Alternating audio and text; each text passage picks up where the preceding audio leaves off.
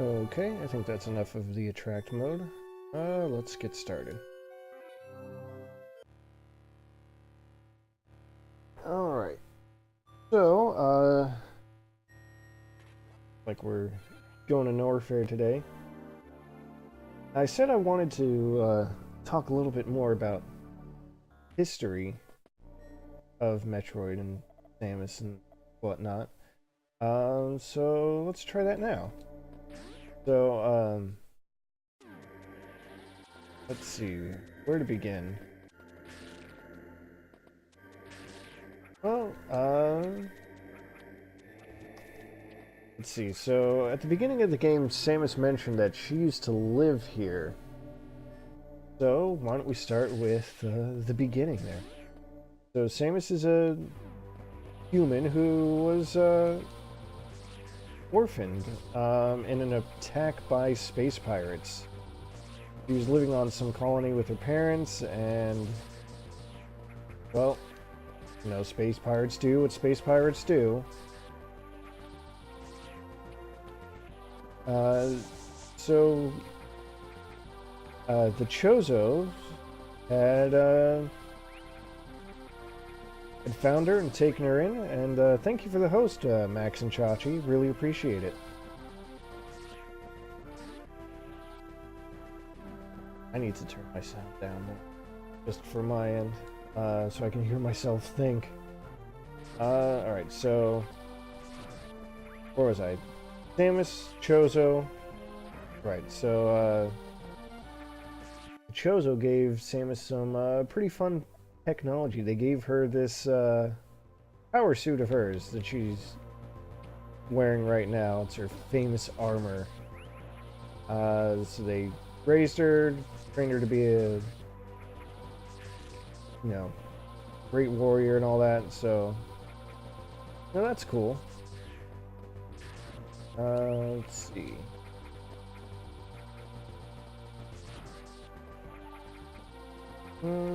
She was also, she took on bounty hunting with her, you know, newfound abilities.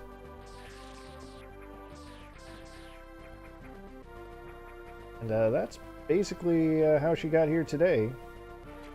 Huh.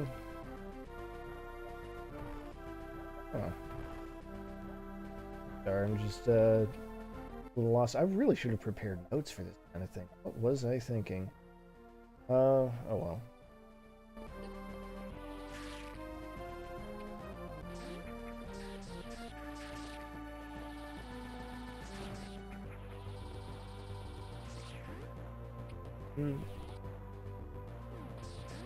Well, let's see. I remember we saw Ridley briefly last time. He was on his way in his transport, I guess. I'm gonna go for that gray area. Might be easier to go up through topside. Alright, so Ridley was the one who led the attack on Samus's home colony when she was a child. So there's some of that history right there. And Ridley, for his part, I believe is like officially the commander of the Space Pirates, I think. I mean, the goal here is to take out Mother Brain.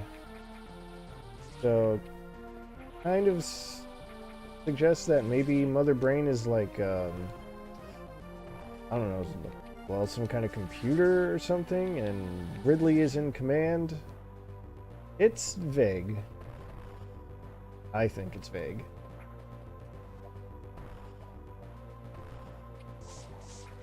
Oh, wait. This is fine. Okay, that's not fine. Ooh, I wonder if I'll get a nice prize in here.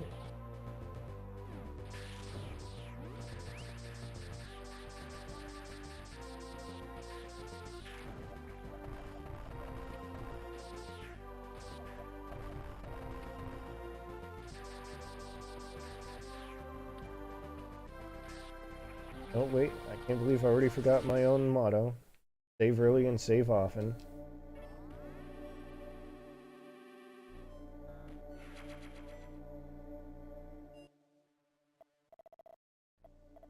Definitely want it. That's for sure. Right. I have no idea what kind of shenanigans this game is going to pull on me. So better safe than sorry.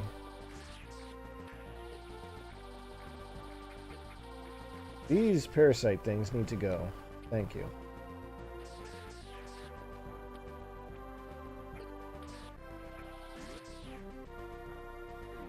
Oh, really? Oh. Aha. I guess the parasite things can stay. If that's what they're good for. Only for now, though. Alright, I forgot I have the spring ball now.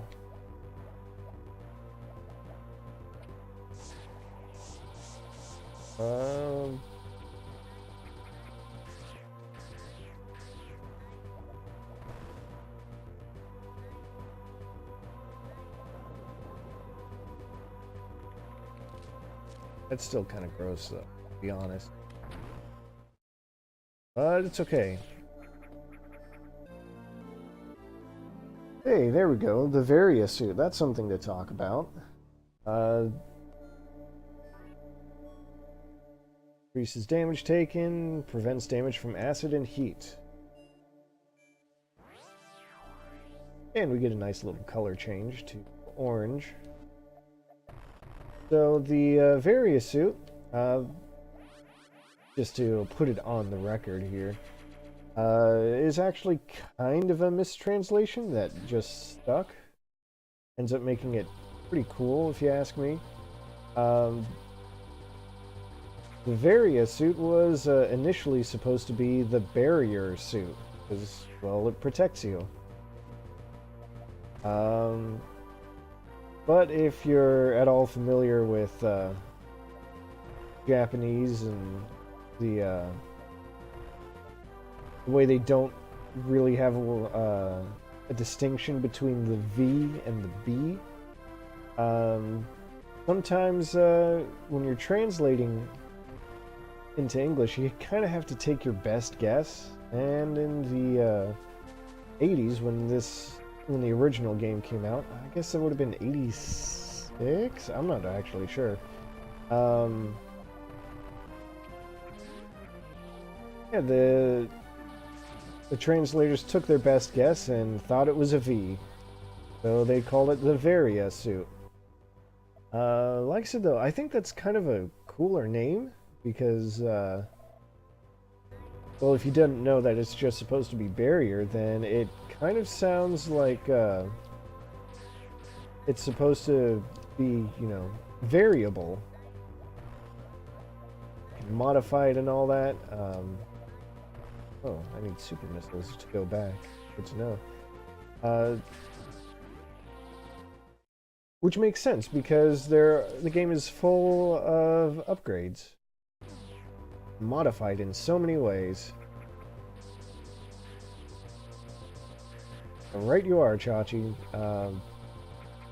It is, in fact, an art form. But sometimes, well, you get happy accidents anyway. Okay, I gotta figure out how to get... It's here? Yeah, it's true. They really are, and that's why I, for one, am not always a fan of extremely literal translations.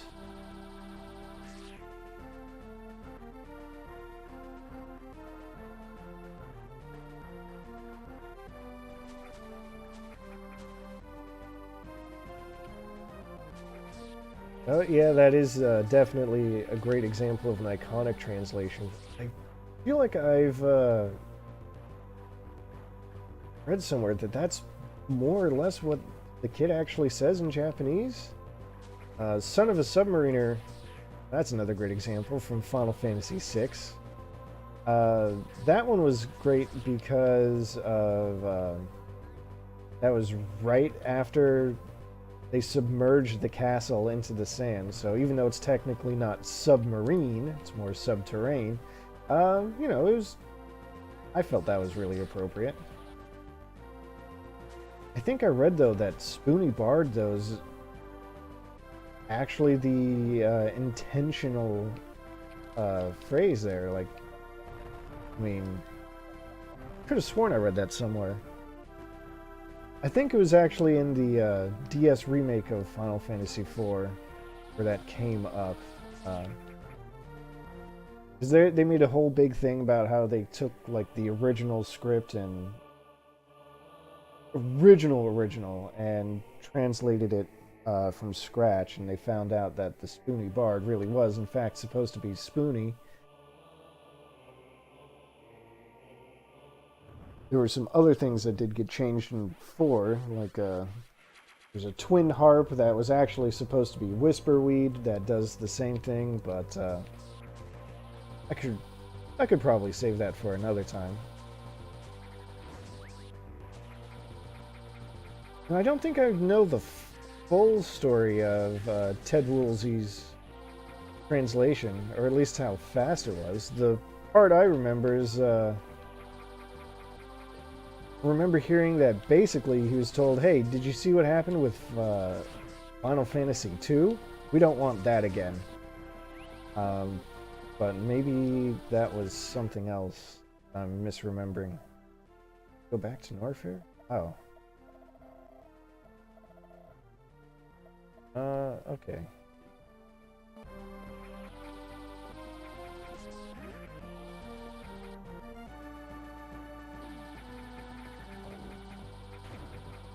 But, yeah, all things considered, I'm pretty sure Woolsey did a pretty good job with Final Fantasy VI.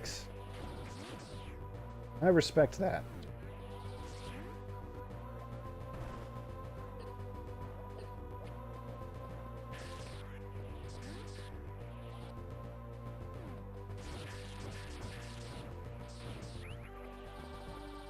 Am I even going the way I want to go?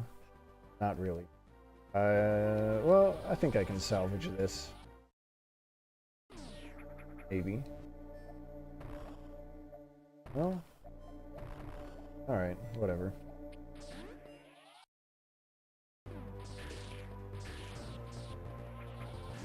There are going to be moments like these where I just kind of forget where I'm going, or how to get to where I want to go. Well, like I said last time, I haven't played this since it was pretty new, so that would have been like, I think the title screen said it came out in 2004, so we'll give it a couple of years just in case. Wow, 30 days? That is absolutely absurd. He deserves a lot of credit for that. Wow.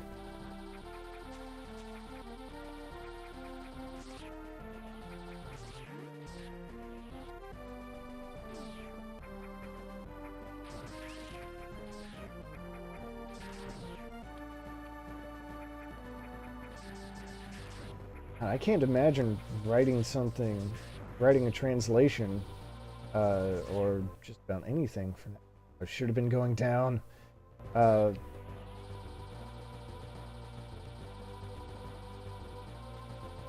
Right, yeah, that's even in the SNES era, that's still kind of a lot to translate.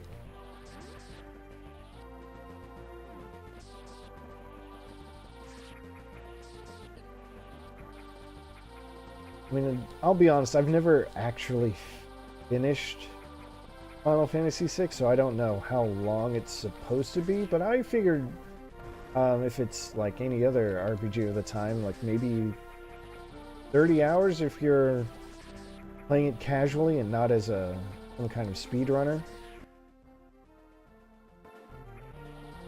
So that's a lot of text to go through still.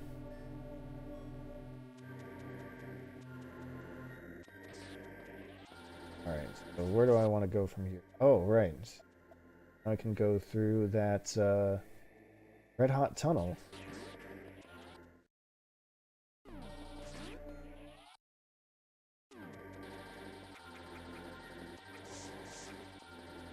I really want to do is speed boost my way through. It has been kind of a while.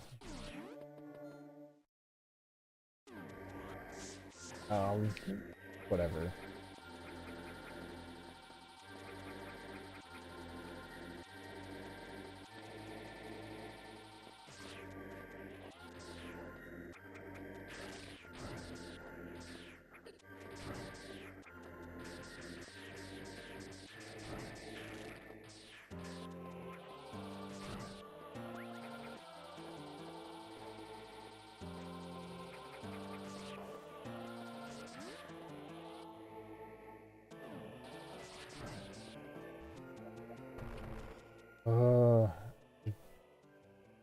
Speed boost some more. Wow.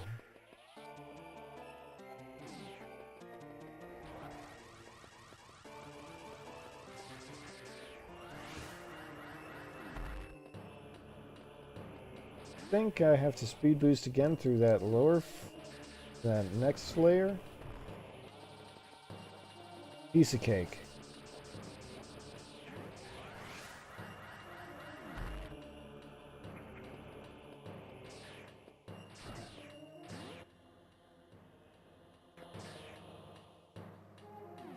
Keyboard.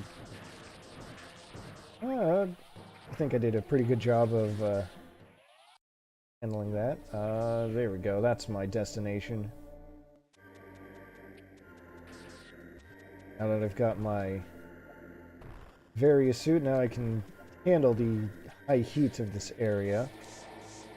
Although I sure would like to be able to jump out of there. Come on. Not grabbing on. I must be missing something.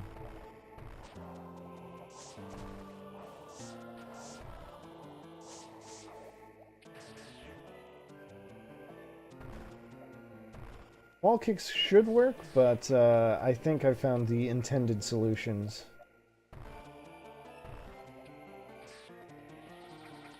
I don't know, maybe it's just me, but I've been having a hard time trying to do like a single wall kick consistently. So, take this. The fact that bombable means I want to clear a path.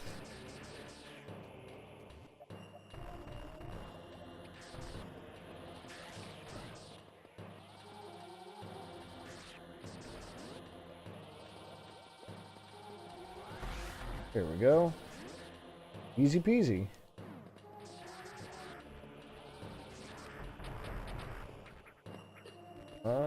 Less easy.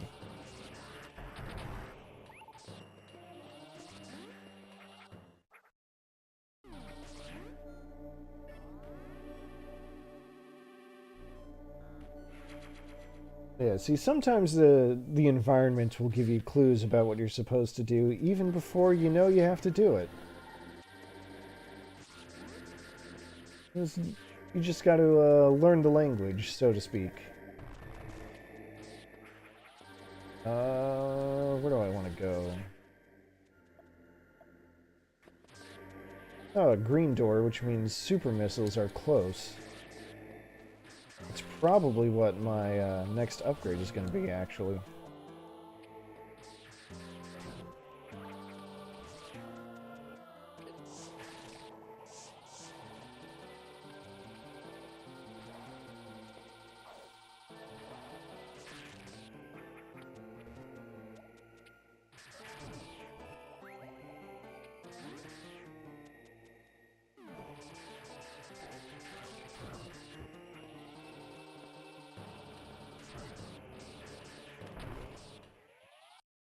Well, a map room will help.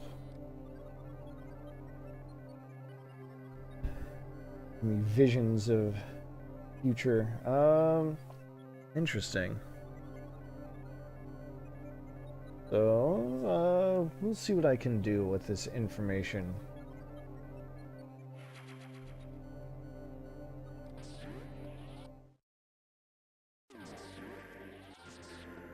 Oh, another room with fake lava or whatever that was supposed to be. Even better. It's those flying things, but rocket powered. Good for them. I'm glad they were able to improve themselves.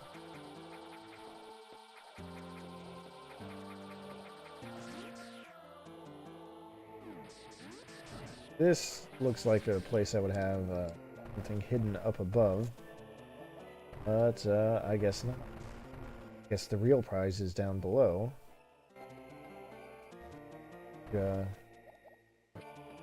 Alrighty then.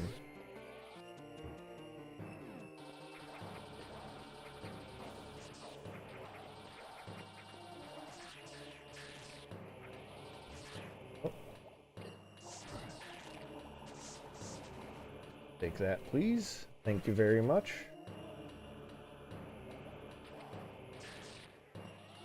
Oh. Better not take that, though. You can keep the super hot lava. Oh.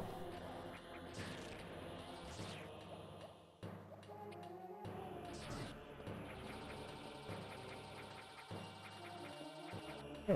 All that for 2 missiles, huh?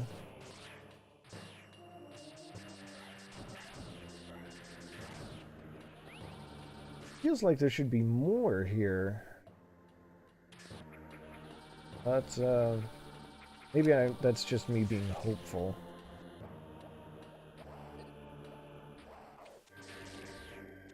Nope, nope, come on.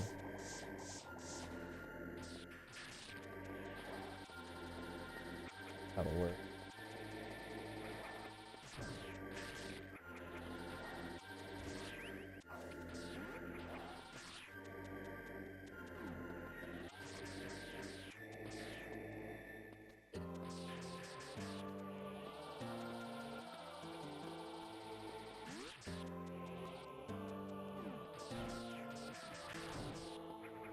Oh, I just took a peek and it says my viewer count is up to 5. So hello everyone, welcome to the show. I hope you enjoy your stay, whether you decide to stick around for the whole thing or just a part of it. Always glad to have people join.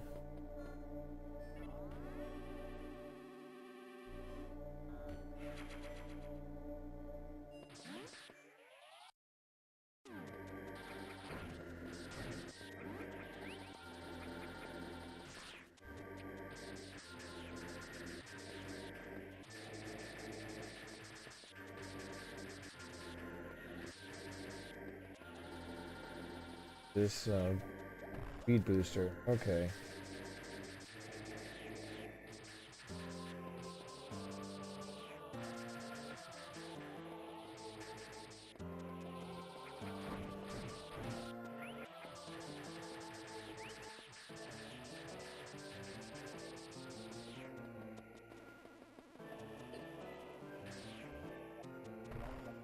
You know what? This must be speed booster from the other side. Okay.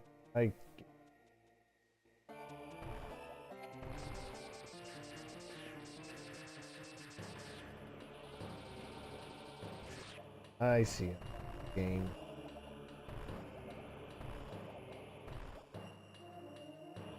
Well, I thought that would be, but go through the other way, but ooh. I don't have nearly enough room to start a shine spark from here.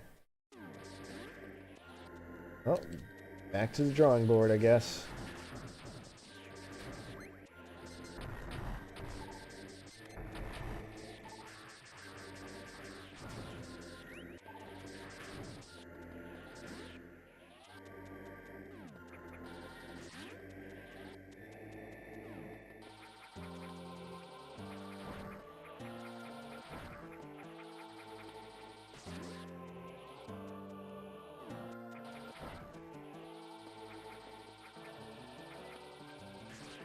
What else can I talk about? I don't want to talk a little bit more about history, but I want to keep it limited to what's happened in this game.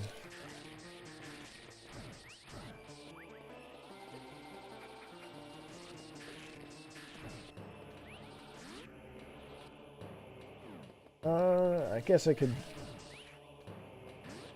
briefly mention that whole thing with Samus's gender being a misdirection in the initial release of the original Metroid.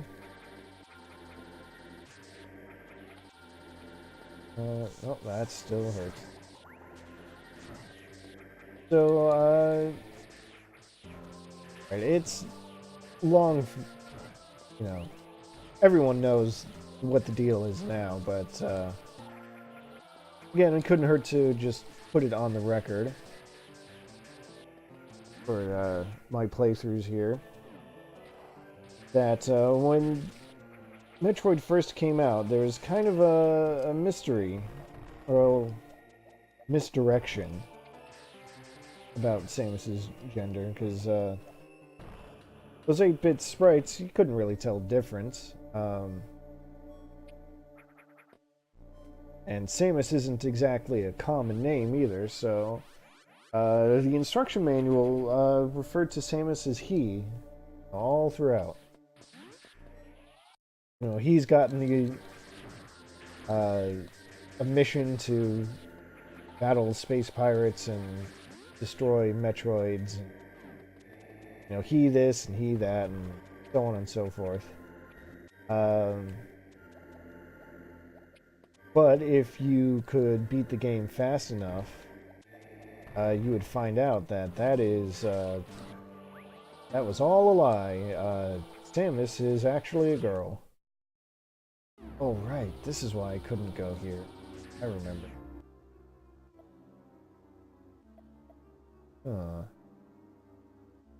I'm definitely missing.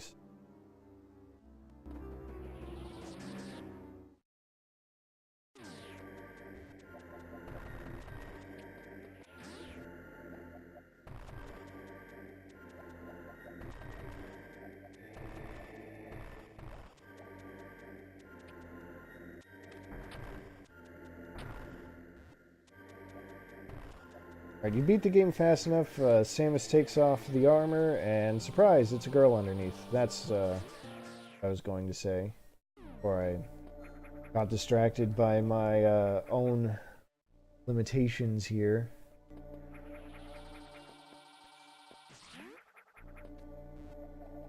But that was kind of the thing about the series for a while, is that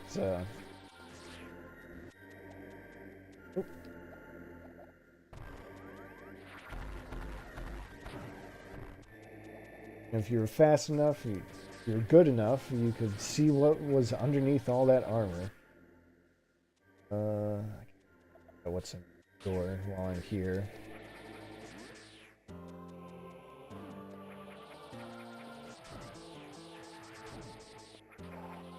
But nowadays, I don't think they really try to hide it. I don't think they even tried to hide it in this game either, because when you die and get a game over, as I have once or twice,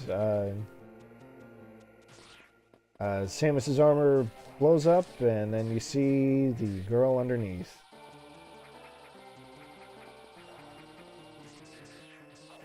They did that in Super Metroid too.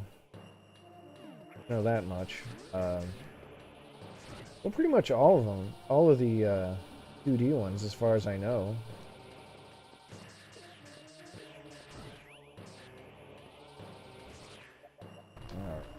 How am I going to get over there?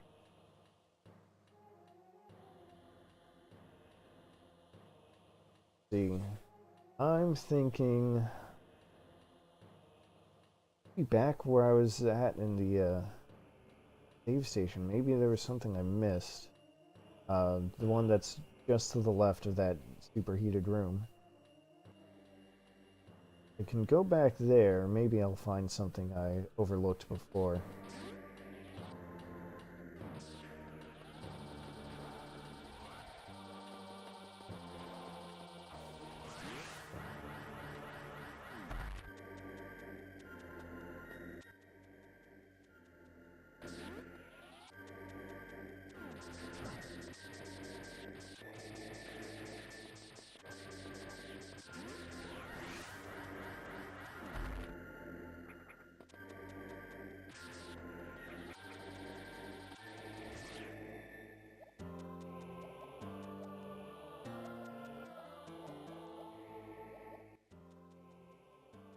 Went too far. Oops.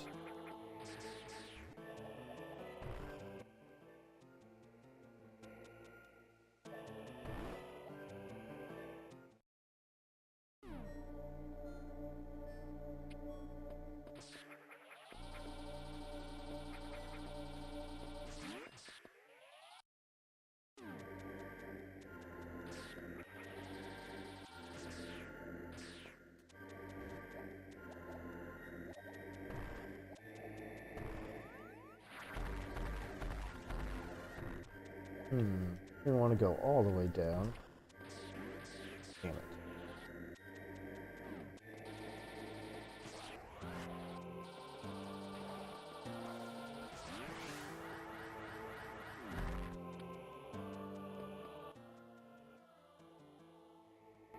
I want to go down just 2 layers. Let's try that again.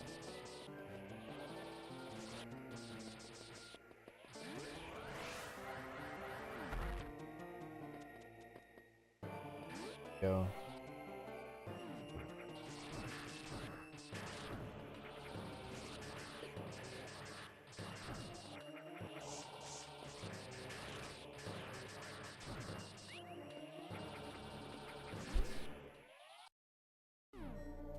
Right, so round 2 through the superheated tunnel here.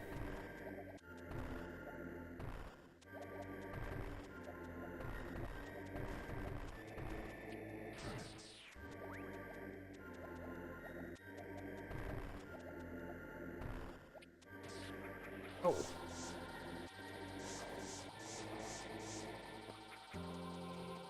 I guess wall kicks do work. Okay.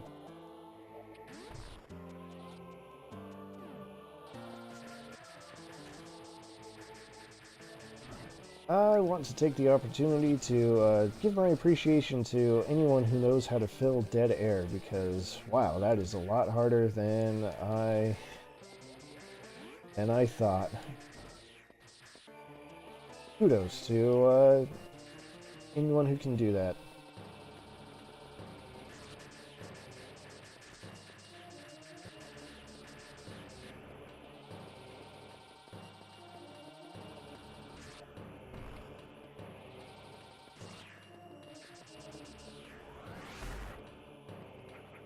Anything fun down here? Doesn't look like it. So that detour was all for nothing. Well, there might be something fun down there, but I'm not equipped to handle it just yet, so I'll just pretend I didn't see that.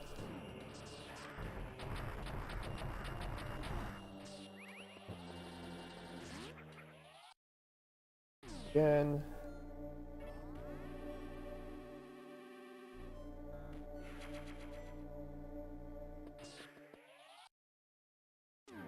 That missile door is just taunting me and I hate it.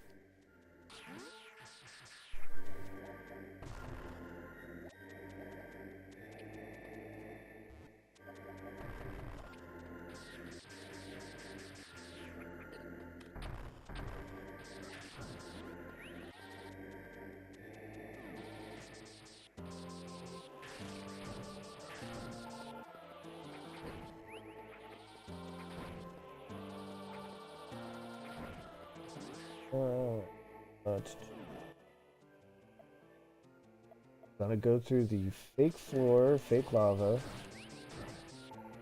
which is honestly really mean of them to do.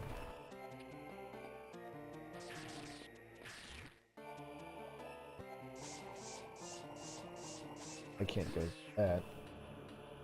Obviously there's something there, but I can't handle it just yet, so...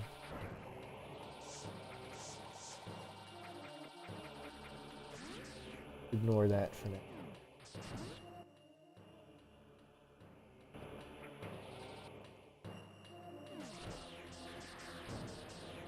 And I needed a speed booster, that's what I needed.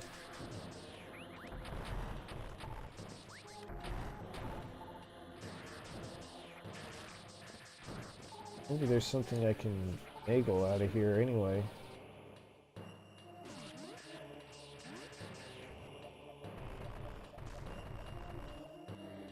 Ah.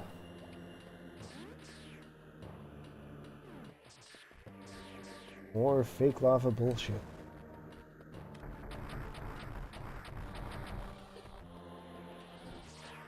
I mean, for something like that to have a fake hazard, I really think you need to do something to make it a little more obvious. Well, this is fun at least. I got the wave beam. Beam, which is made up of energy waves, as opposed to the other beams that I've had. Key thing though is that it can now go through walls. That's fun. Yeah. There's still at least one. There's still one more upgrade for the beam that would be nice to have, but wave beam is pretty legit. And now I don't even have to get in this guy's face. I can do it. I can attack him from the safety of the other side of the wall. And it looks like it exposes kind of blocks there are. That's cool. Like, yeah, if there's something different about this bubbling acid, I have no idea what it is. So it's kind of rude to just have that there.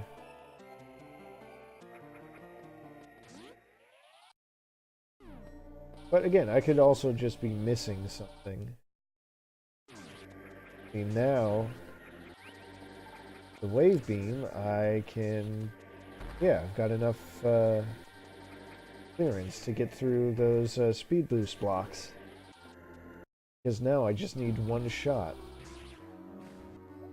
So gray door means there's no way I can actually get through there or go back.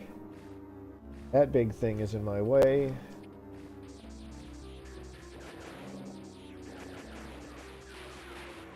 Aha, that's the trick.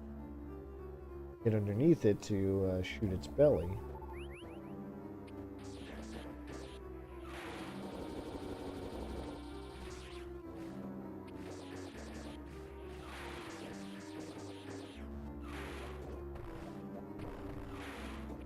It still leaves us in a bit of a pickle here, because I have to find a way to kill this one.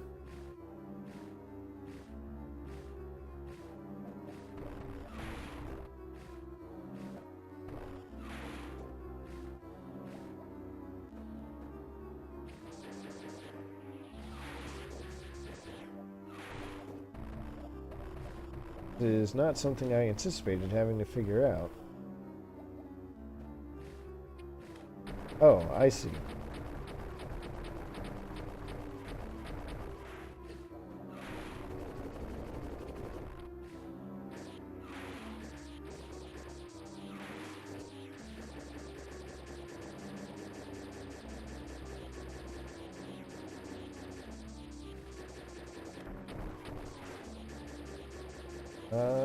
That doesn't seem to be helping too much.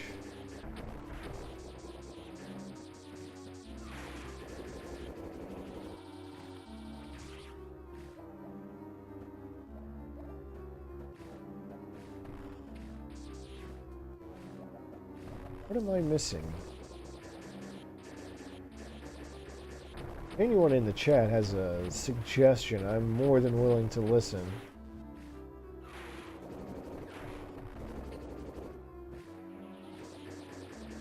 Right now, my best idea is to just kind of bait it into chasing me and then hit it with bombs.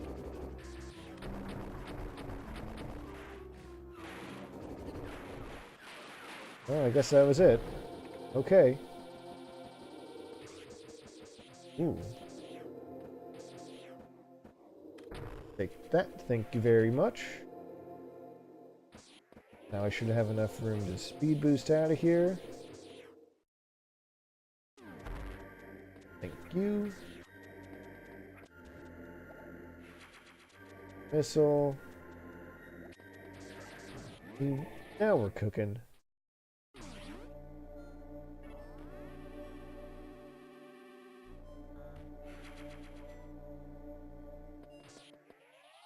This is what makes these kinds of games so much fun, is, you know, once you get that single breakthrough, it's just so satisfying. You want to, you know, really find your groove again.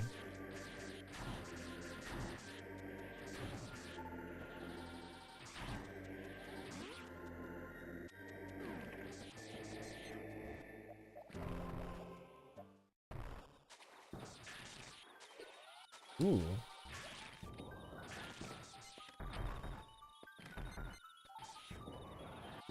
Oh, I remembered doing this ball.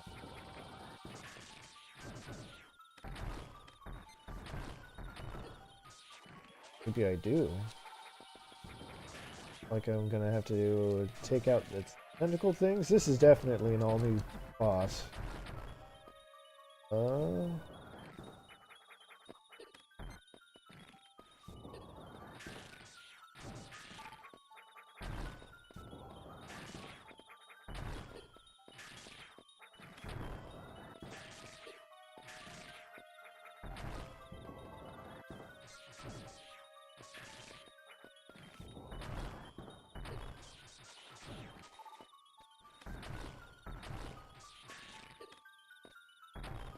Okay, I gotta wait for the little beetle thing to buzz its way over onto the right side again.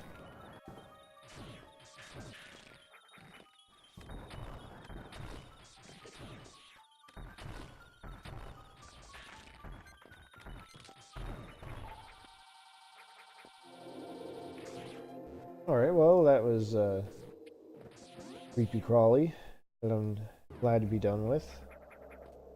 Hey, I mentioned Ridley earlier before. Now we're gonna go to Ridley's lair, I guess.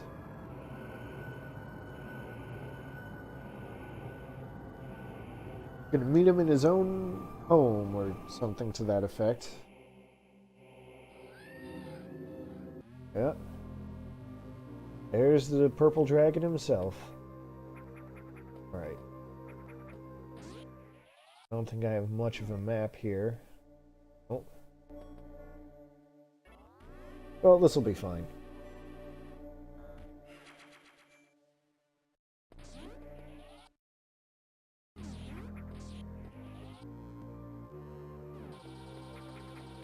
This must be the refill room, as they call them.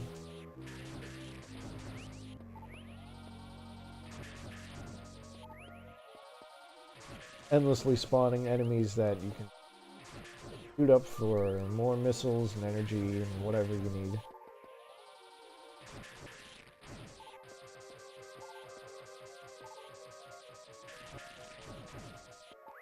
I want missiles, I think. That'll do it. Alright.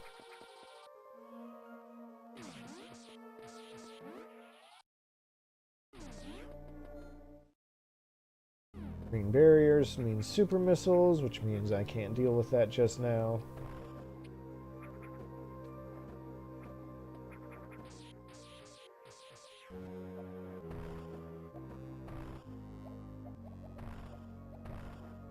Can I not deal with any of this just now?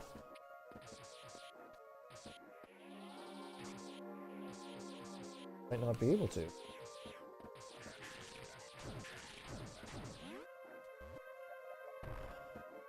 Huh.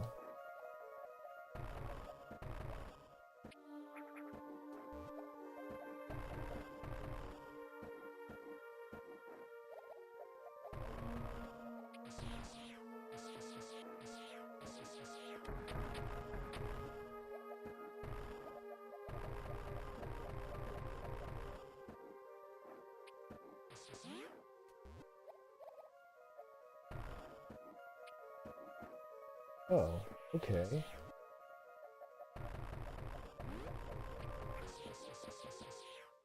Huh.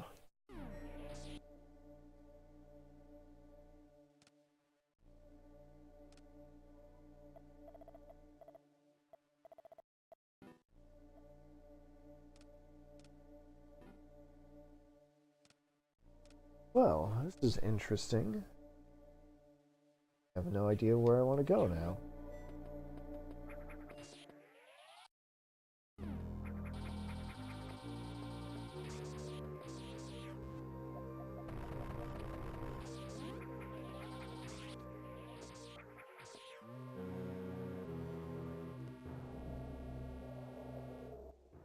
Going to Ridley's base seems like such an obvious thing, but clearly I'm missing some important upgrade. Well, I'm missing super missiles. Those are definitely important. I wonder if I get to that Kozo statue up there, if it'll tell me what I'm missing. What information. Or if I could just go down here. Pop in through the other way. Ooh. The trolley thing is not there anymore. Okay. You know what? I'm gonna take a quick little break before I do what seems to be a boss fight. So, please stand by.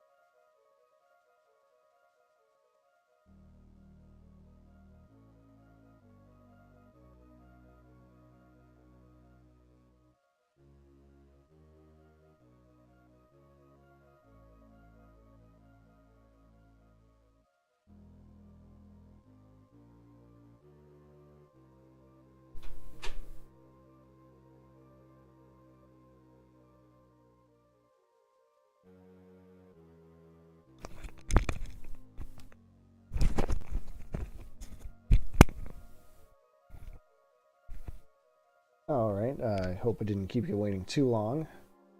Now let's go see what the deal is with that bug thing that just left its cocoon there.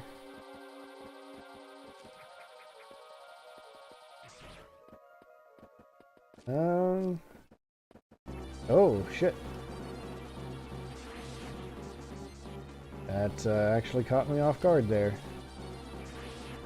Well, let's shoot it with missiles. Teach you.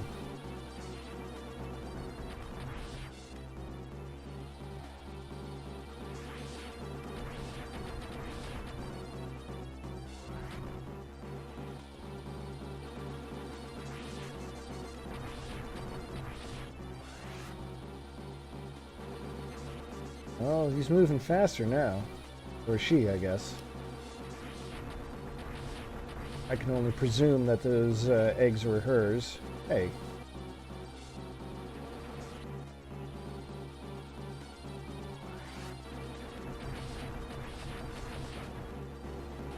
And it looks like I blew it up pretty good.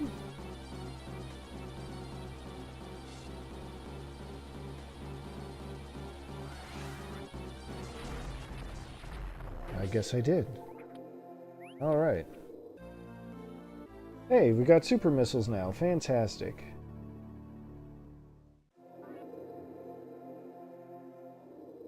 Alright, so we only get 2. And we saw it between them with select. Interesting.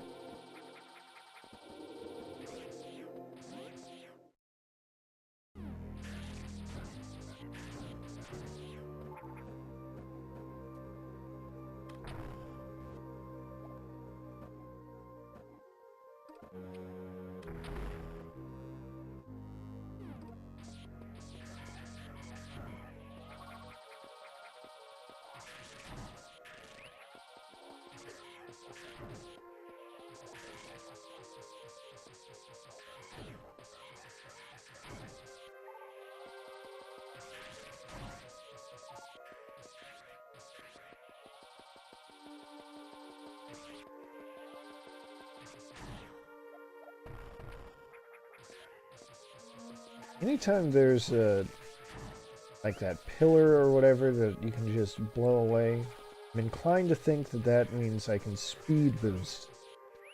But that's just not enough of a runway. I'm pretty sure I know this trick. What I'm gonna do, I'm gonna let that enemy respawn, this bubbly thing. Then it should reveal the trick. See, the way it just disappeared like that means that that's a false floor. So I'm gonna try to... Oh, shh. Well, so much for that idea, I guess.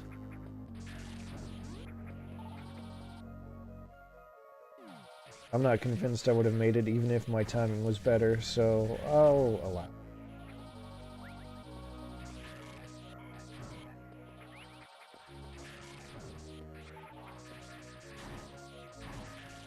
That's a trick that they did in Super Metroid. I don't know if they did it... I doubt they did that in the original version of Metroid.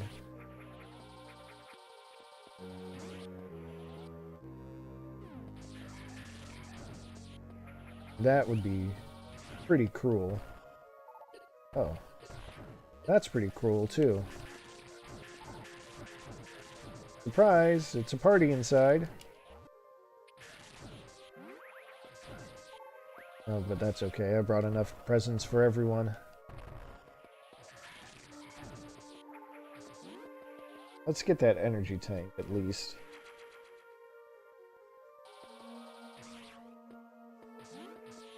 I don't mind going through this again.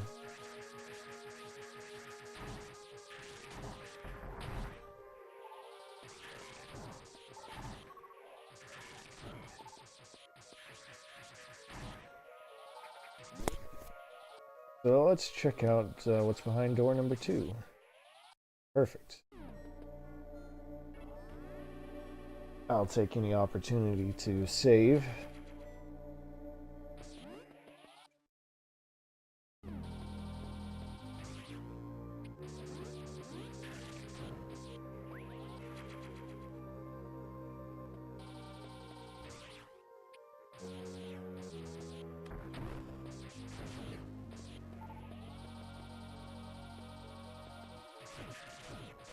Oh, I'm sure this will be fine.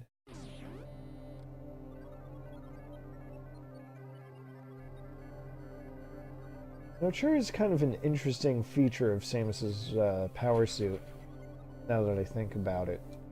That the way she interacts with these map terminals is to just shove her cannon into it. But that's fine, I guess. And whatever gets the job done. I can't think of any other part of her suit that's designed for interfacing in any other capacity.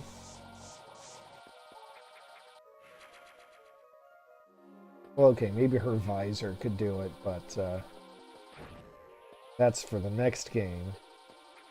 Let's not get ahead of ourselves too much.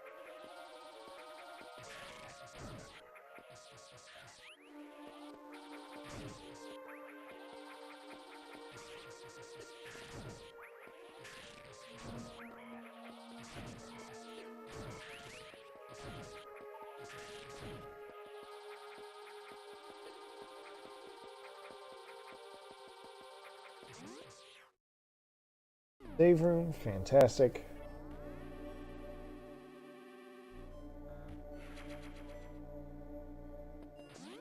Let's see. Got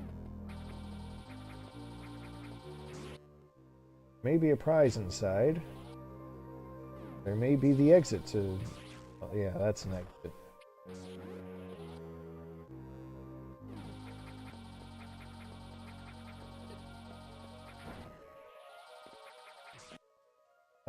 Let's see. Ooh. Another mysterious block with a strange emblem on it. Have to worry about that later.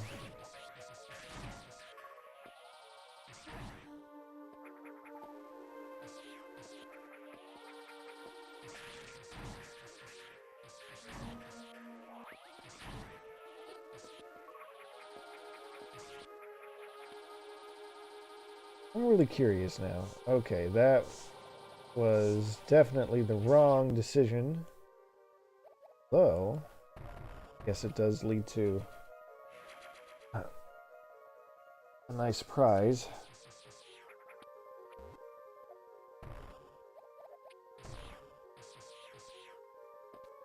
That's not what I was expecting, but I'll take it. What's down here? Oh no! Mistakes were made.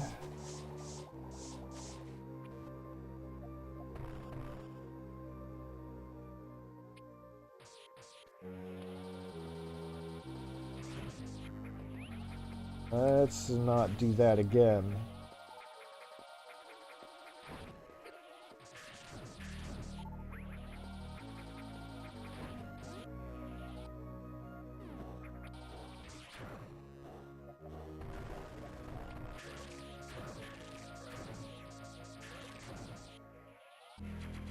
Well, if the game's just going to give me missiles, I might as well take them. I feel like what I really want to do here is use one of these bubble guys. Platform, and there I go.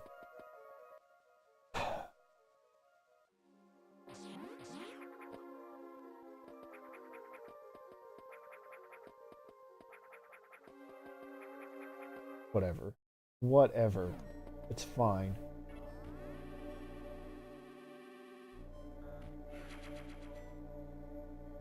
Why don't we go check out what's in this big room?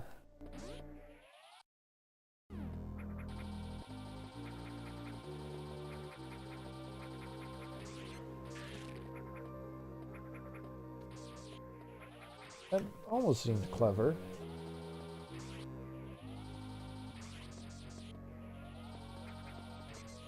Hey.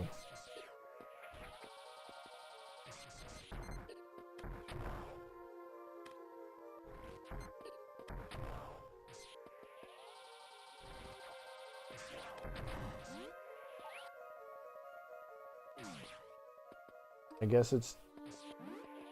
or not?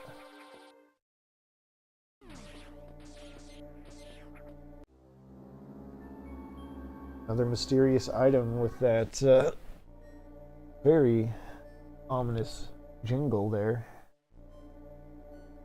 But it seems to be a suit upgrade.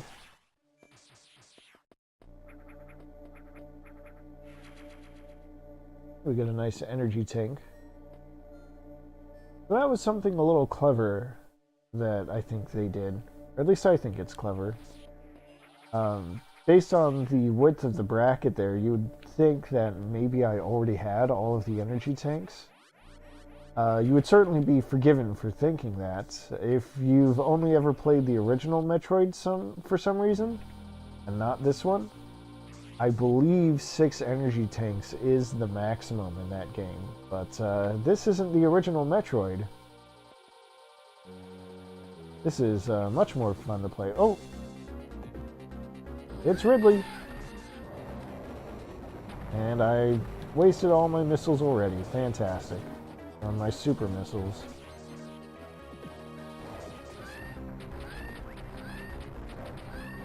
Alright, Purple Dragon.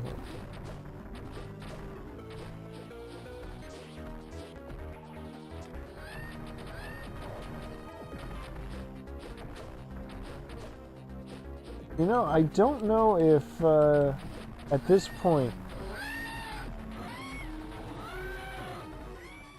Ooh. Right, now that's opened up.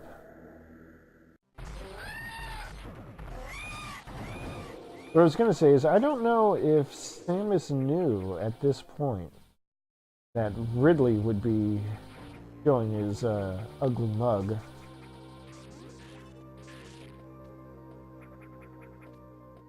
Does this trick work? It doesn't.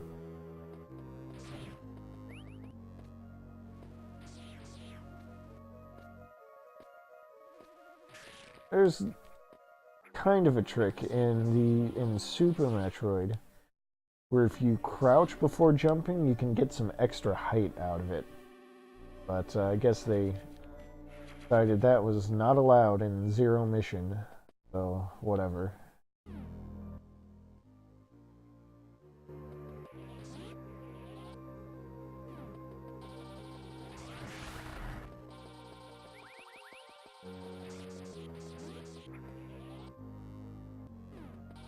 This must be the, yeah, this will be the way back that I mentioned.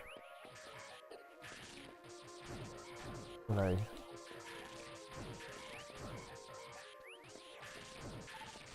So, I want to know what is...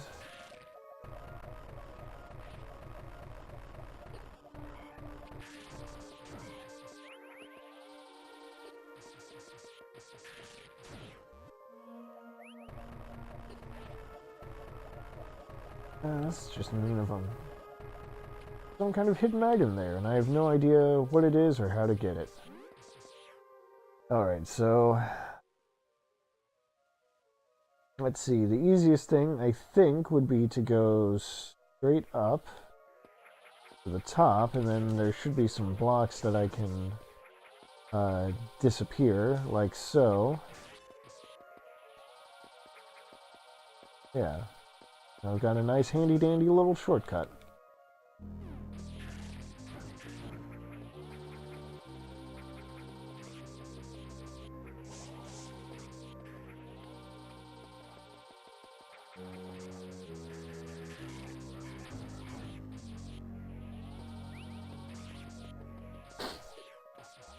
Oh, yeah.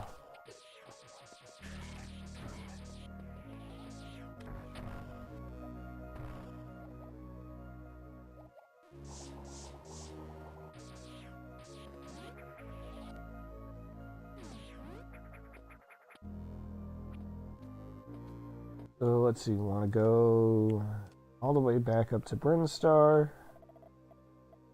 to go to where those purple and green flames are.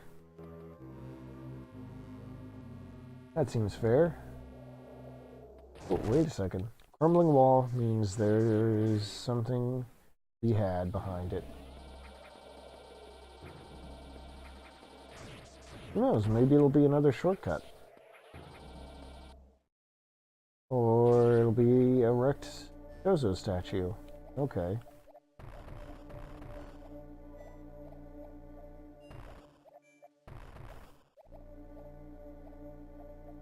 Oh, I recognize that symbol. I don't think I'll be able to do anything about it just yet.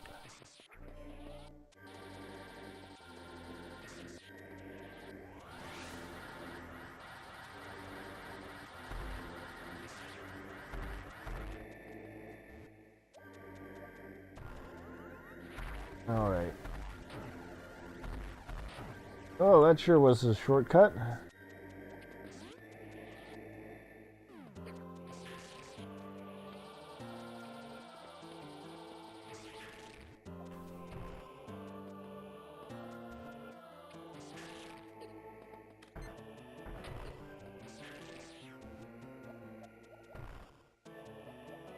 Alright, there's nothing I can do about that item just yet, but probably soon. Probably now. This is one of Samus's iconic powers, the screw attack. Now, anytime you do a flippy jump, you'll do a ton of damage. It's fantastic. Look at that. Look at her crackle with electricity. Great. Now these rocket-propelled things will are no match for me.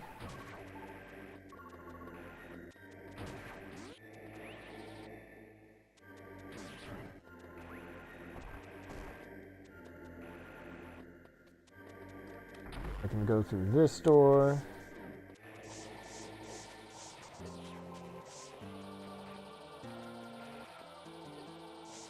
You know, just recklessly stand in lava because what are you going to do to stop me?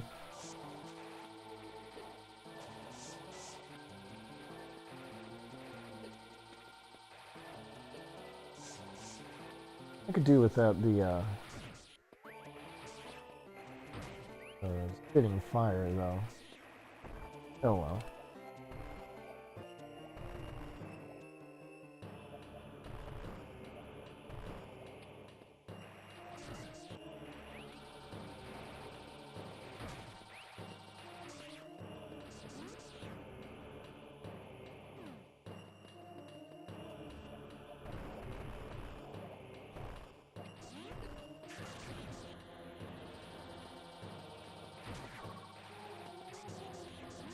You know, I guess your clue about fake hazards is going to be the is when you can see enemies move in and out of it freely, which is not great, but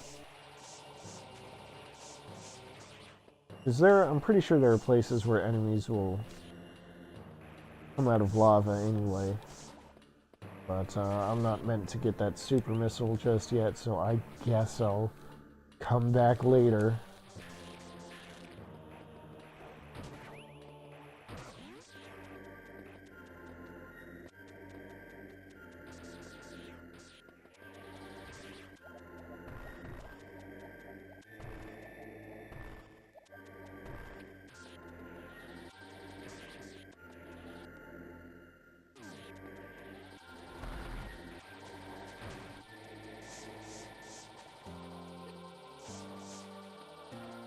I'm pretty sure there are prizes I can earn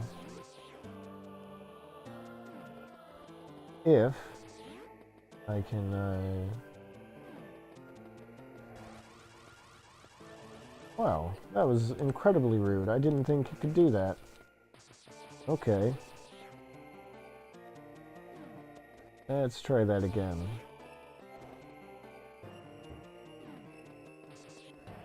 Or not.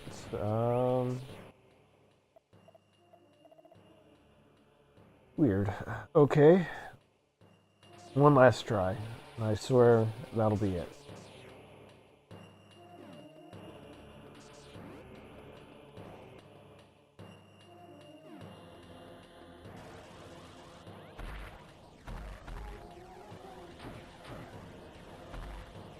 See? Easy every time. Alright, so guess we'll go back like we're supposed to.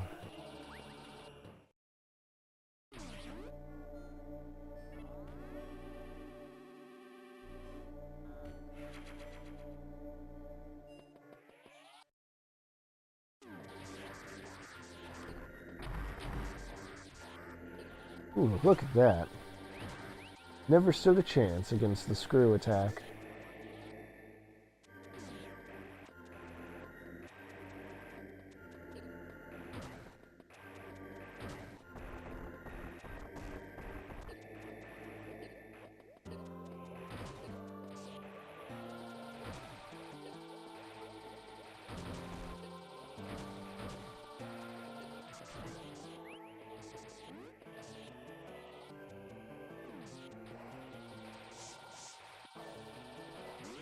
Well, even those things are not immune to the ways of the screw attack, so really a powerful upgrade. Alright. Okay, so we're gonna go up and to the left. I want to see what's behind that green missile door. I will take a detour through there, I believe.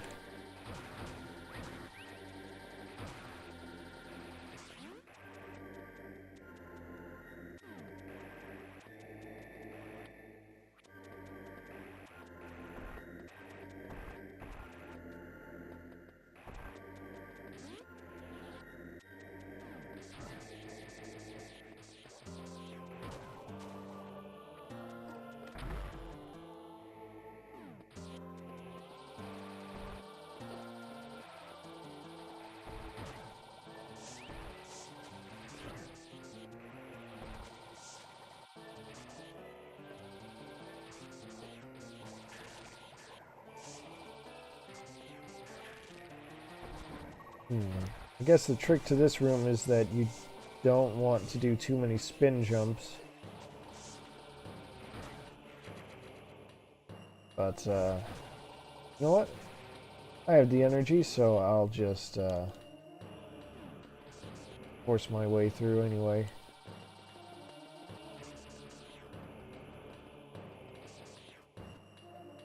Oh no!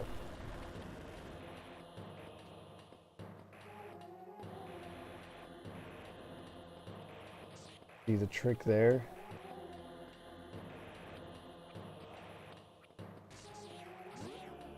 Let's try that again.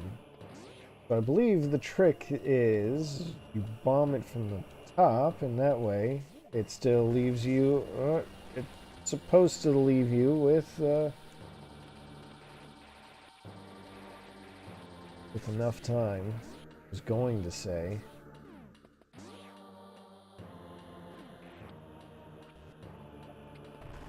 There you go.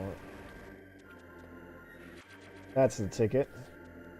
Bomb it from the top so it takes out that wall before it takes out the floor. And jump over it. Easy every time.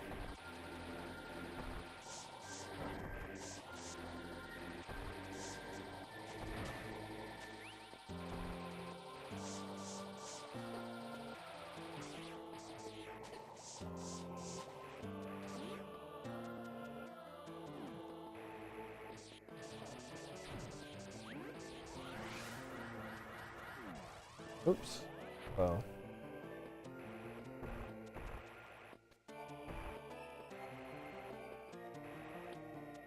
See. Yeah, so now from here we can just go straight to the left.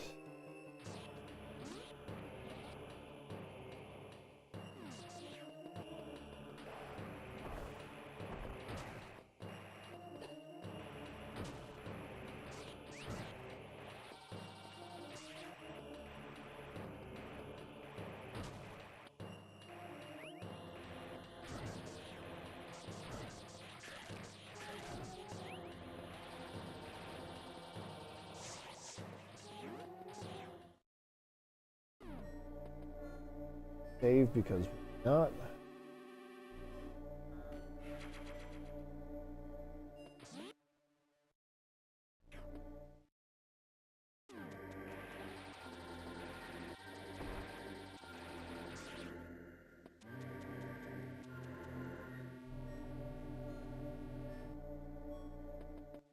Alright, so the goal now is go left, then up, and left.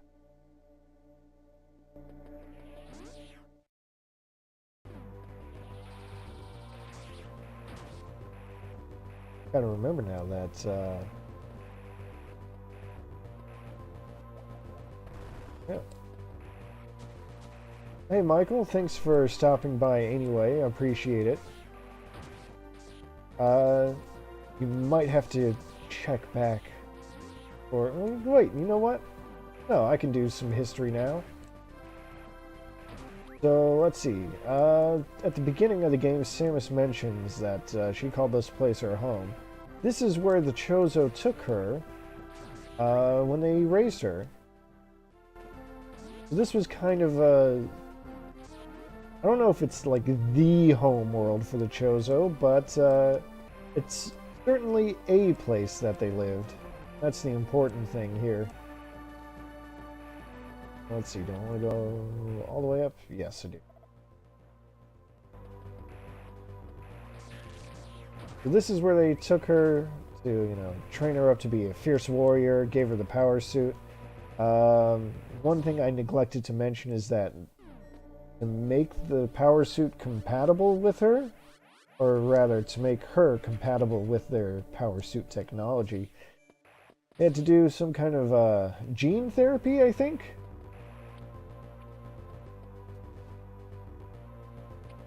You know, I don't know.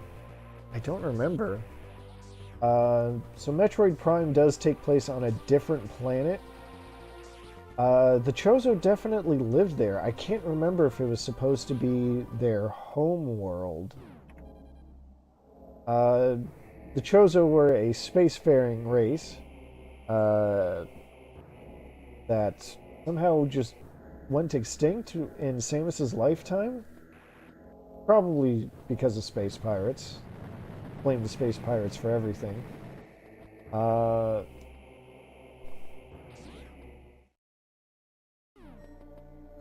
yeah, they've been everywhere. Uh, they've left their technology all over the place. Ooh, we're finally getting our first appearance of Metroids, the title enemy.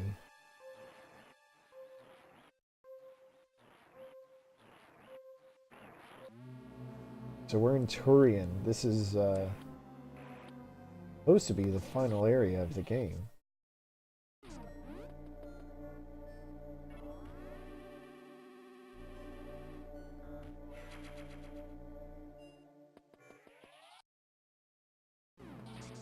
Yeah, that's a space pirate there. In later games, they call them just Zebesians or something to that effect. Zebesians.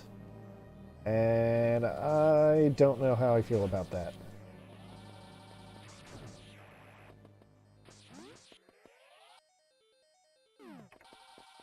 Metroids. Metroids are the big threat of the game. Like I said, what they seem to do is latch on to enemies and just drain them of their life force.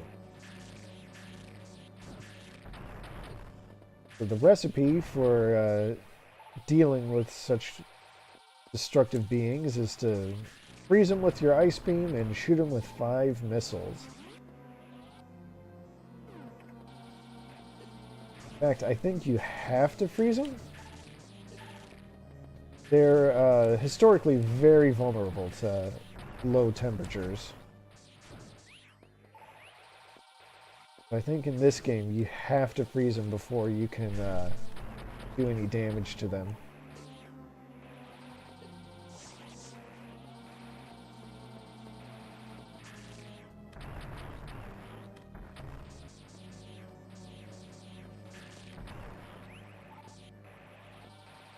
And then one thing you'll frequently see is after Metroids are done with their victims, I guess you don't get to see it here, their victims turn into dust, which is very creepy. And, oh.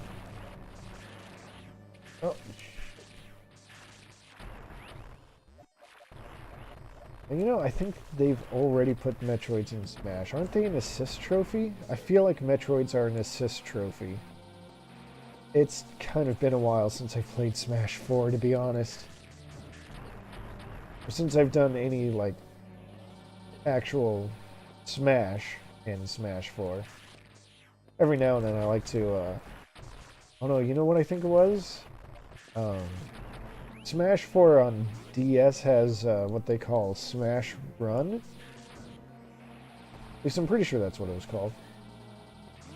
Where you just kind of go around this big old map, and it's filled with random enemies, and I think Metroids are an enemy that you can encounter there. But I don't think they're an assist trophy.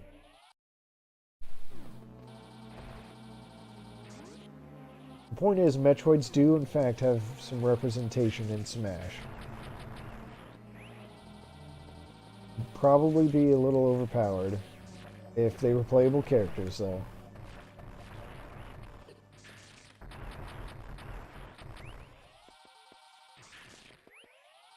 Yeah, that's, I never actually got to play Kirby Air Ride, but when I finally saw some of it in action through, I don't know, I think it was like a TAS video or something, I noticed just how remarkably similar it was to other things, like, God, I want to say the menu is the same as Brawl's menu. That cityscape mode is definitely pretty much the same thing, where you're collecting like power-ups for your stats, and then at the end of, you know, for like 5 minutes, and then after 5 minutes you you know, go in a big race or something to that effect. Yeah, that's exactly what I was about to say, is that it's Definitely because Masahiro Sakurai, was the developer for all that.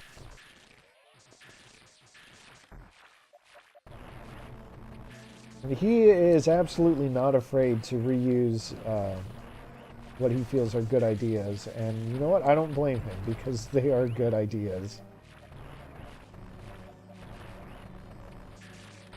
Like, it really is kind of fun to just kind of run around, power yourself up, and then see, you know, just do some kind of random challenge. Yeah, he did leave Kirby as the only survivor in the not quite story mode for Smash Ultimate. And, you know, can I just say real quick that I think it is hilarious that he was like, well, okay, the story mode's not going to be, you know, quite so serious as Brawl's Subspace Emissary mode was. Then later on, he's like, okay, so let's see what happened on that fateful day. And it's just this, you know, cataclysmic event that wipes out the galaxy and leaves only one survivor. But remember, it's not nearly as serious as Subspace Emissary. I'm sure what he meant was that, you know, it's not going to have like a super solid story. Not that Subspace Emissary had a super solid story. Oh boy, here we go. You know Metroid, you probably know what this room means.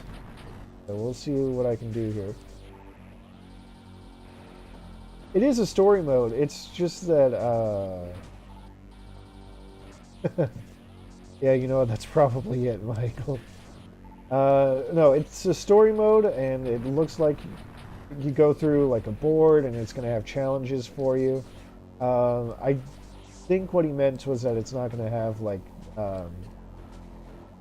unique levels that you go through with, well,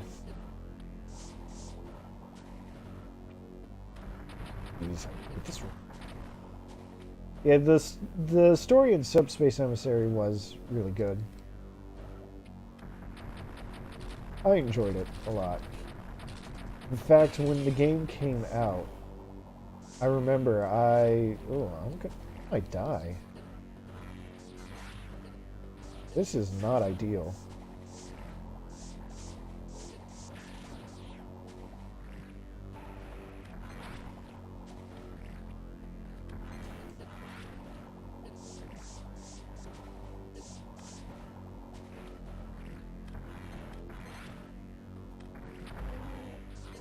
Wow, yeah. Whew. That was rough. See, this is why I saved all the time. Yeah, no, the cutscenes in Subspace Emissary were fun. What I was about to say was that I remember when the game came out, I was in college at the time. I was a freshman living in the dorms, and I didn't have my Wii with me, but I did have a friend who had their Wii. And we got it at the midnight release, and then we went back to the dorms and we played through the entire Subspace Emissary mode, just straight through. It took like, I don't know, 10 hours. We did it all in one sitting that night, so it was like, well, 10 in the morning when we finished. We were super into it. I know I had a lot of fun. I was really into it. I want to use these things to refill my energy, but they're not being very kind with that.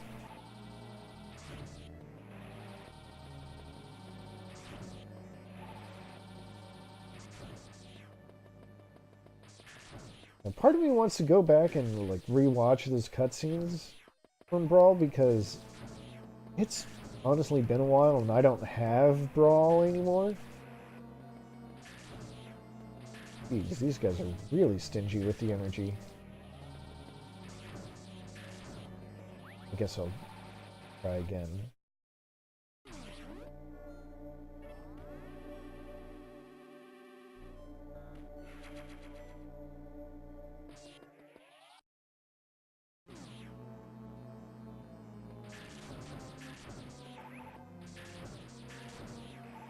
Yeah, you know, that's fair. I think I'm going to get Ultimate regardless. Because even if the story isn't like told through cutscenes or whatever, it looks like it's going to be a lot of fun with just all the various conditions that they put in for those fights. And I don't know, I kind of like when Smash, when it's at kind of a random setting. You just don't know what exactly your goal is going to be. That's why I liked Smash Run so much, because you know, after fighting through the randomized enemies and getting random power-ups, then you get a random challenge, like, you know, get to a goal, or climb as high as you can, or you know, just fight with a special condition like everyone's giant or something. So, that I feel like is when Smash is at its best. You know what, though, that's pretty fair. Those are some pretty important conditions to have set before getting Smash. Having online and having a Switch. So it's understandable that you're not going to get it right off the bat, if at all.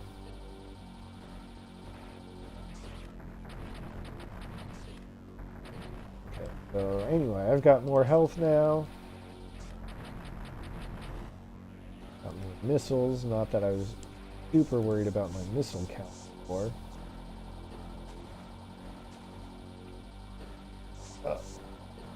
Christ. Health I picked up is all going to waste now.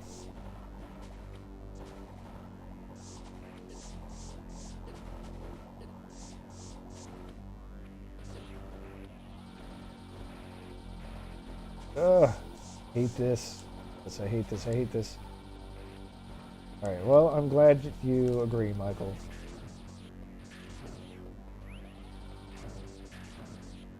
Good to know that my correct opinions are shared by others.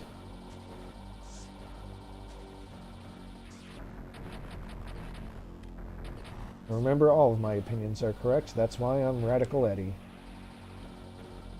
Okay, let's try this again.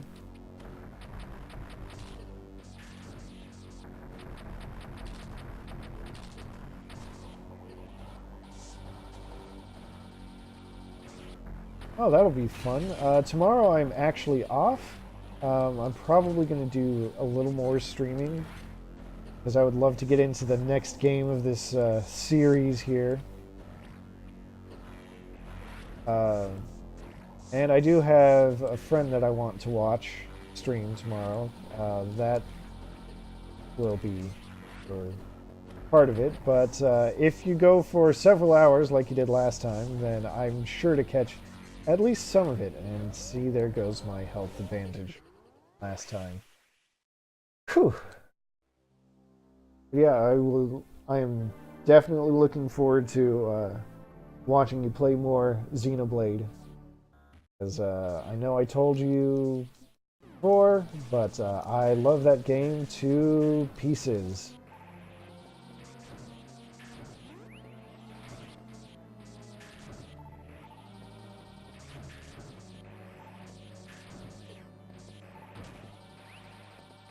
Yeah, I will definitely stop by tomorrow because I have no other obligations other than being on my computer, so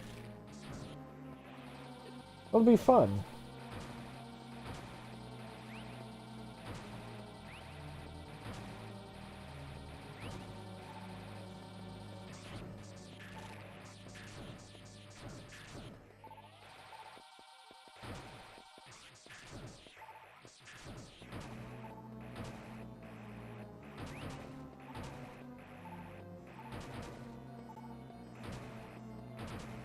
Alright, Michael, well, thank you for stopping by.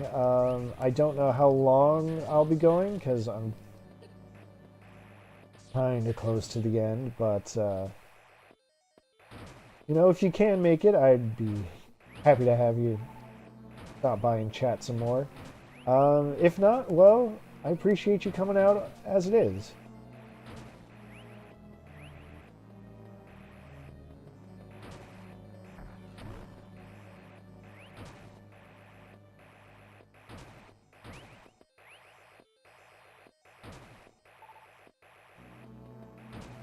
Let's see. Maybe I'll have better luck this time.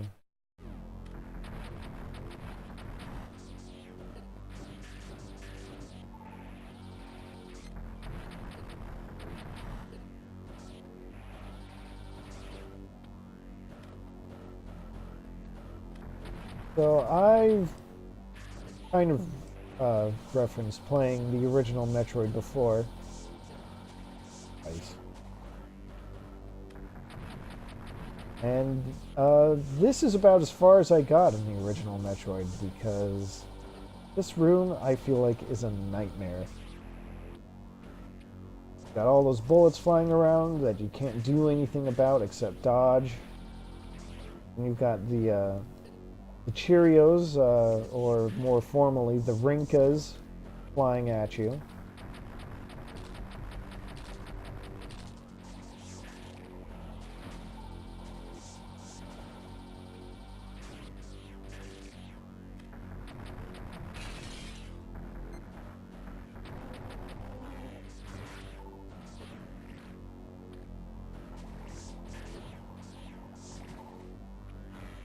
Ah, jeez.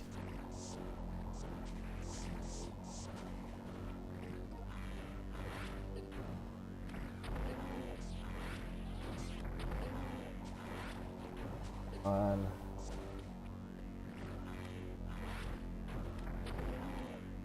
Come on, no.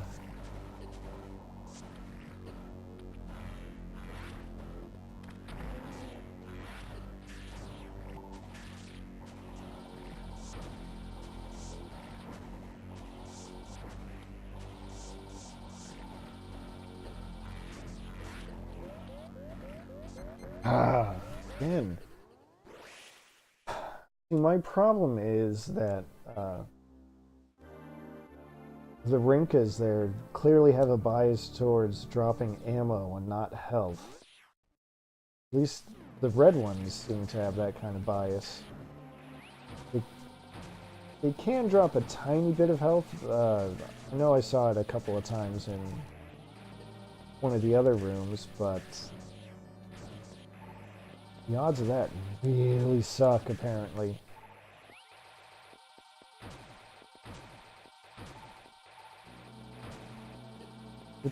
But that kind of makes sense, because you need missiles to break the glass jar that Mother Brain is in.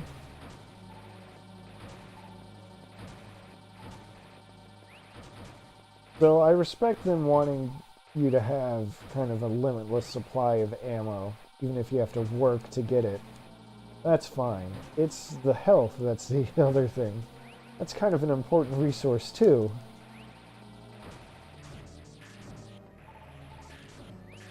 Yeah, see, that was a little small energy from a red Rinka.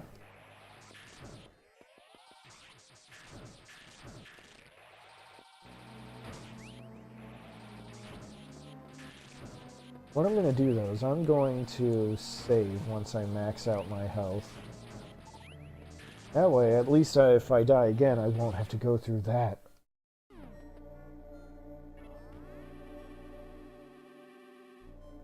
Alright.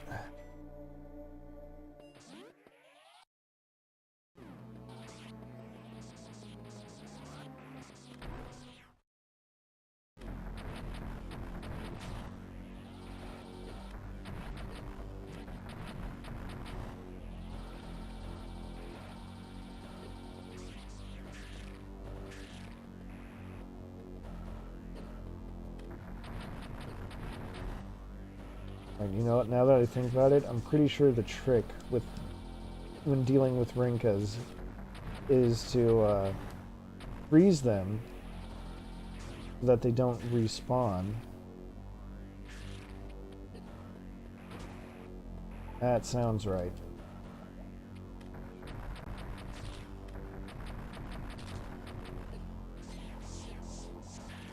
On.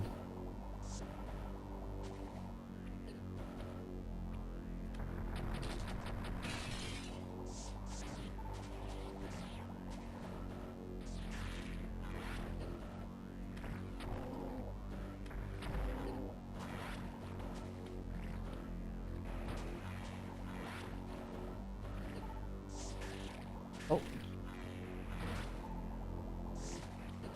This, I hate this, I hate this.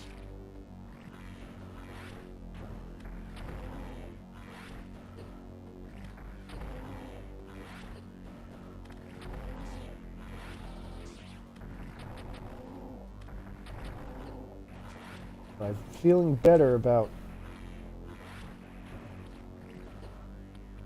this overall.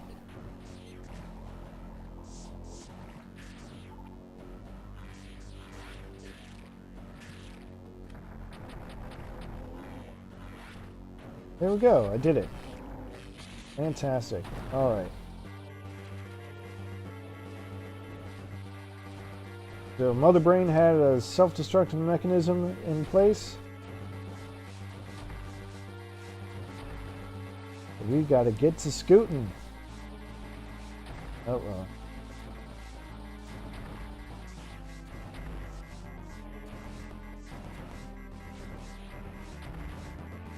This is not going well at all.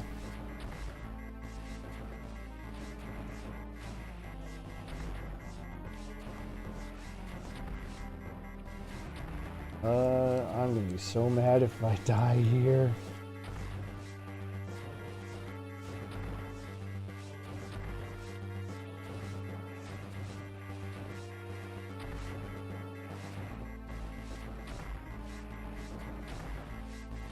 Good shit.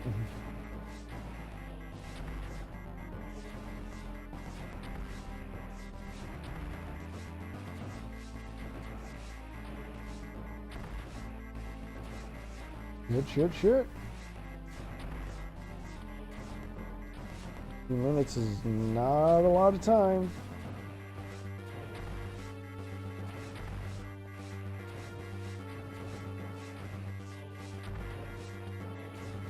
Come on. Oh, that's so mean. Alright, criteria. Go.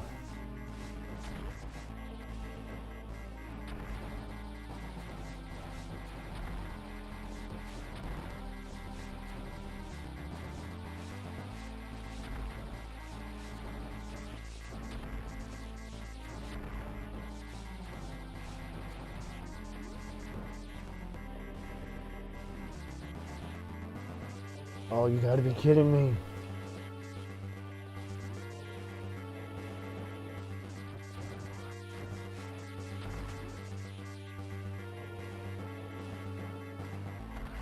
Wow, that was way closer than I would have liked. The escape sequence is, of course, another tradition of the Metroid series. There we are in that weird and strange ship.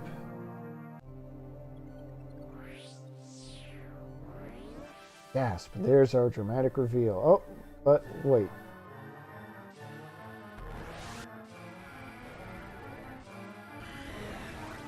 It was never going to be that easy.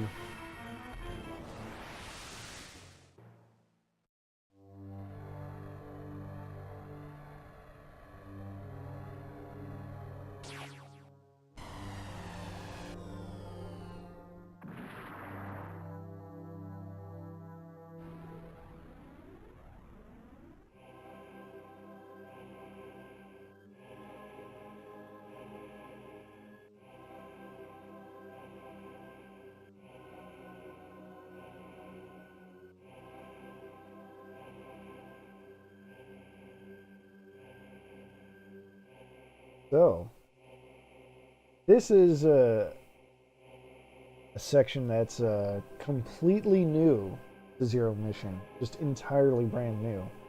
Uh, Normally, the game ends after you auto-charging pistol. Normally, the game ends after you make your escape, but this time around, you get attacked by space pirates, and then you're shot back down onto the planet's surface. You lose your power suit, and all you have is this this pistol that doesn't actually do any damage. It can just stun enemies.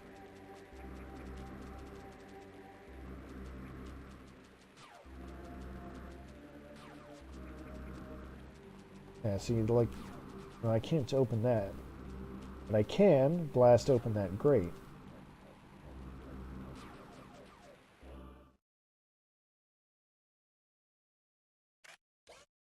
That was weird. That looked like an eye opening. So yeah, this is the Space Pirate mothership.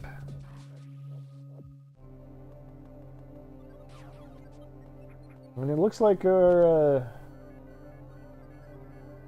main way of interfacing with the world is still our gun, which is kind of weird, but okay.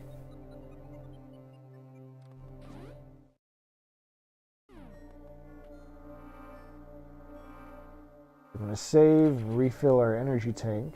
I think if we take damage now, we're going to lose a full energy tank of health. That's less than ideal.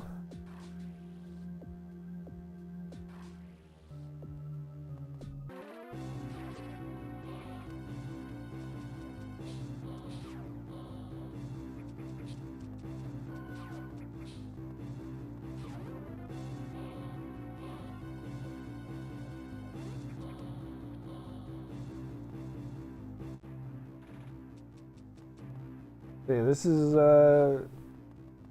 the stealth section, so to speak. Don't want to trip those lasers, because that'll sound the alarm. Like so.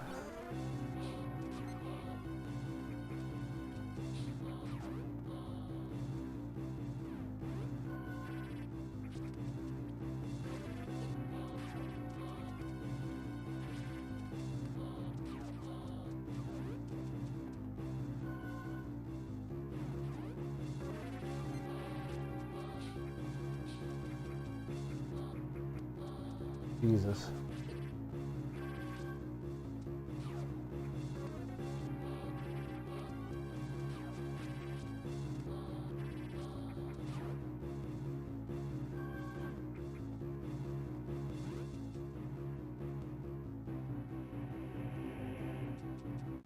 You trip the alarm, then the shutters activate, block your passage, and that sucks.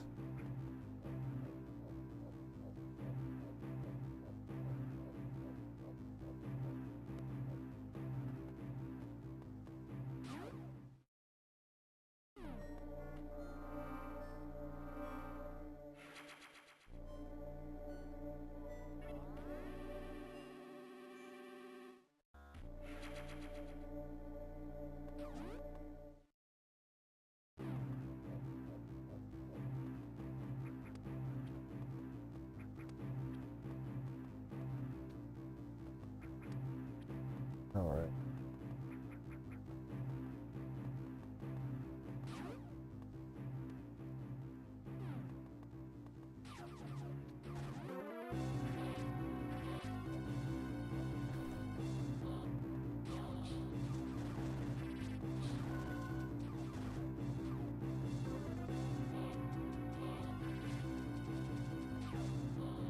Oh, it blasted through a door, I guess.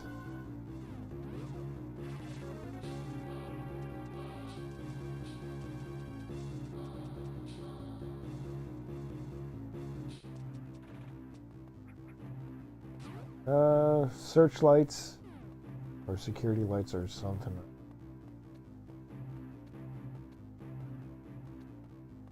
I don't think it takes a galaxy brain to figure out that you don't want to touch those.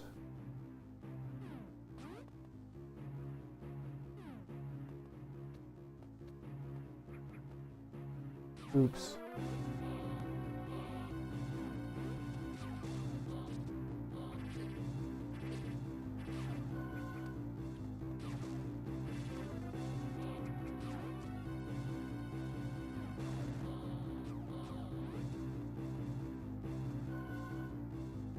Alright. Everything's fine, don't worry about it.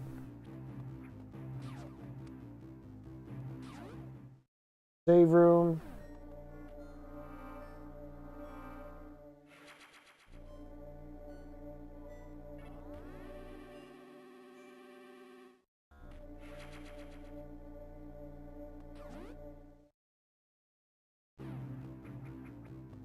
Watch out for lasers.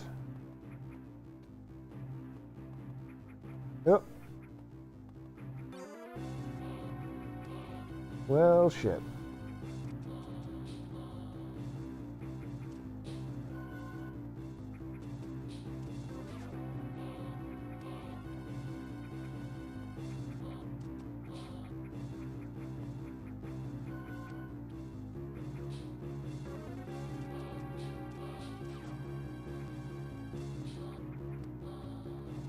This may be fine.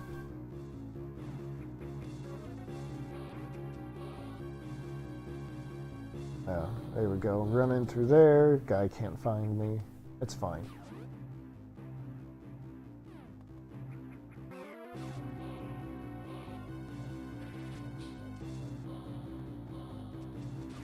Jesus. What the hell?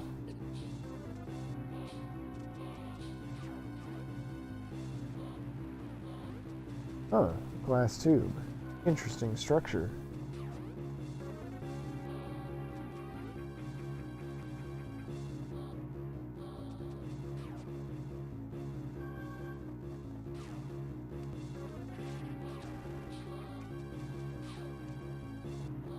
Right, hide in the shadows here.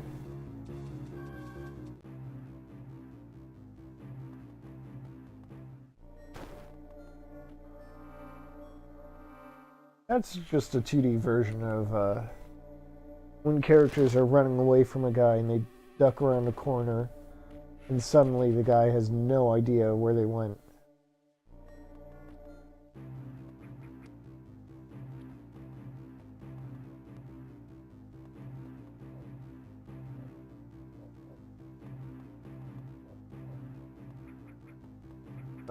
Come on, get out of my way.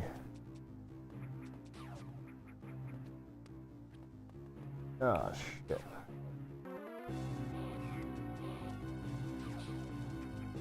Oh, I didn't let it charge enough.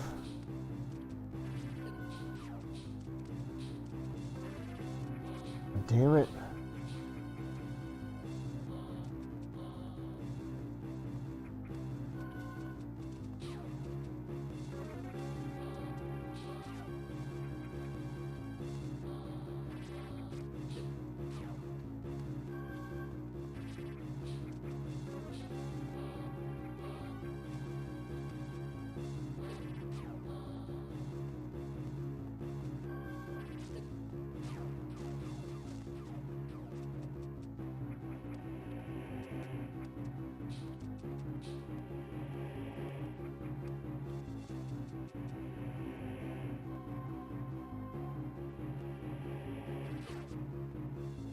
What? Damn it, damn it.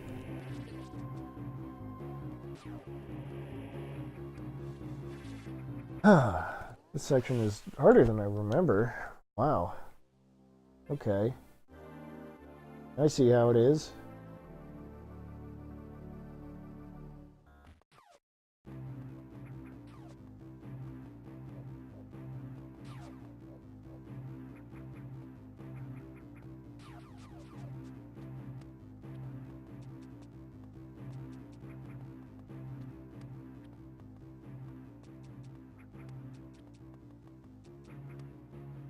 So let's see what happens if I'm a little more stealthy this time.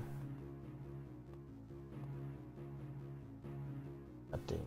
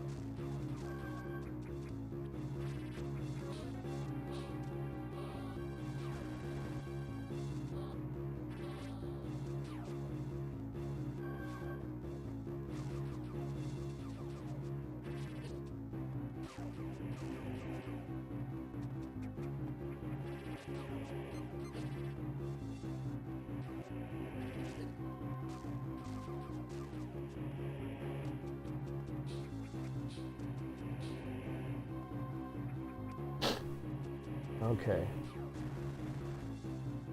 I feel like that was the solution there. Yeah.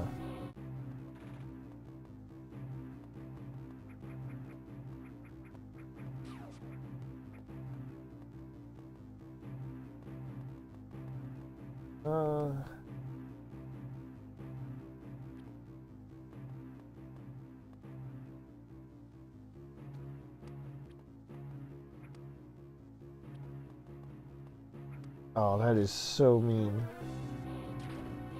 But I can believe it.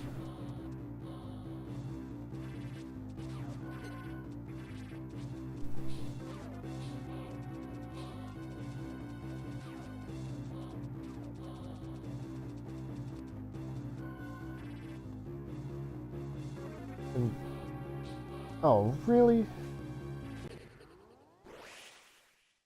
I guess the game is pretty strict about visibility. I can respect that. Samus's toe peeking out counts as getting caught by that security beam, the roving laser. But I was hoping it would be more forgiving than that.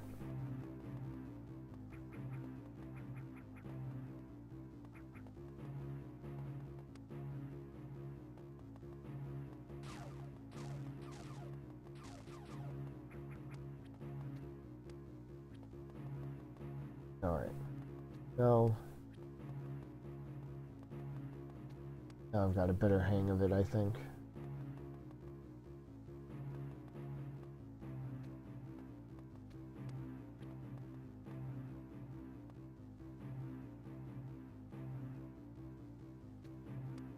Whoops. Finger slipped.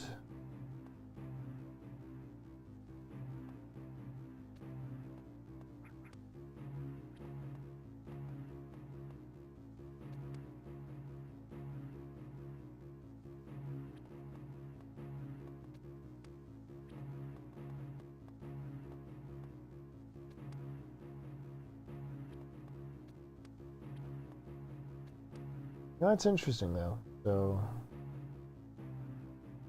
fingertips don't count, but toes do. That's good to know.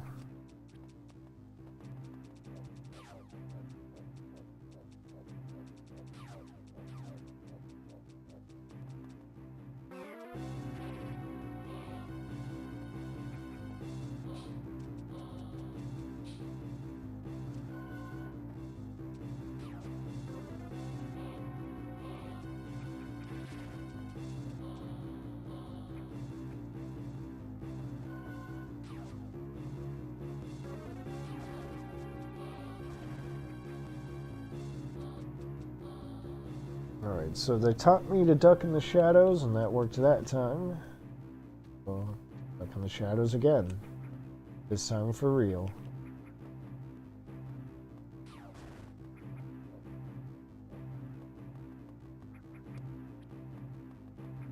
Now, honestly, this section is going on a lot longer than I thought it would.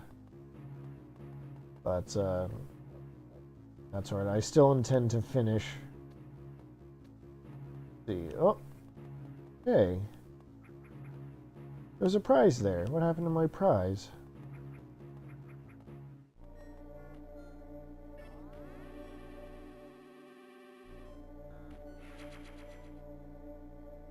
Alright. Casual statue, I guess. Oh, that's what happened to my prize. Damn pirates took it again. Take everything from me. No wonder Samus hates him so much.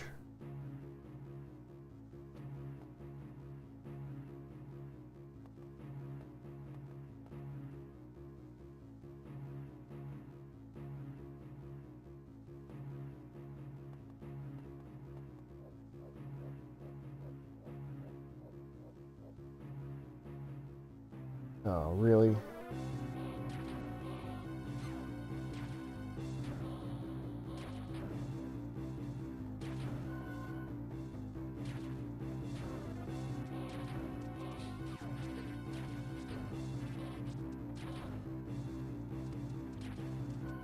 Damn it. Damn it.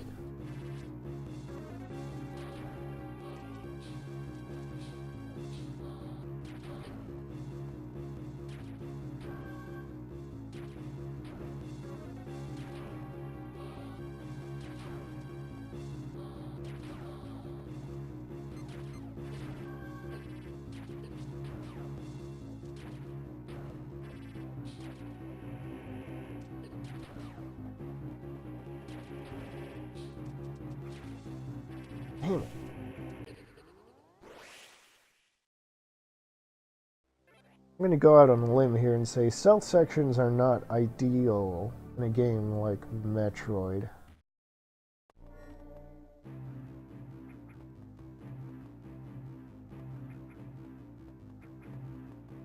But here we are, I guess.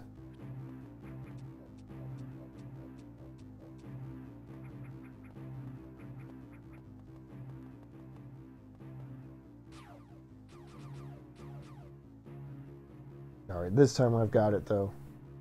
Believe me.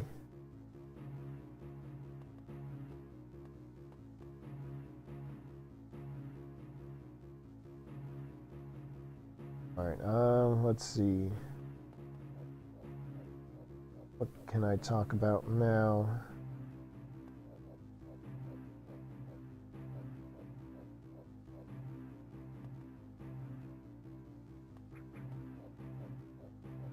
I guess I could mention that the reason the... Oh shit. Shit. Alright, so the Space Pirates, I don't think I ever clarified this. The Space Pirates are looking to weaponize the Metroids, and well, as we've seen, the Metroids can be pretty terrifying, so they would make a good weapon if you're into that kind of thing.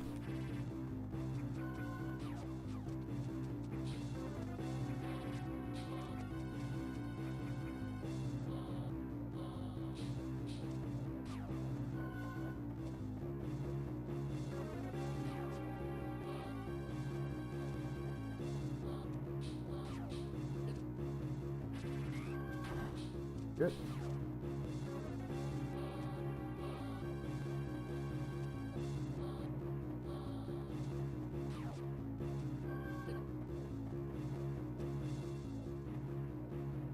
Anyway, that's the reason that Samus is sent after them, after the pirates.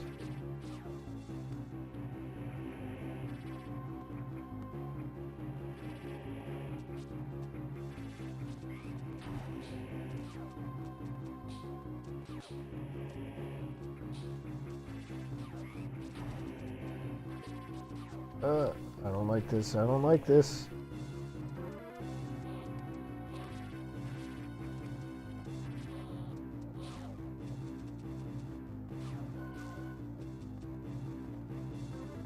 Oh, God.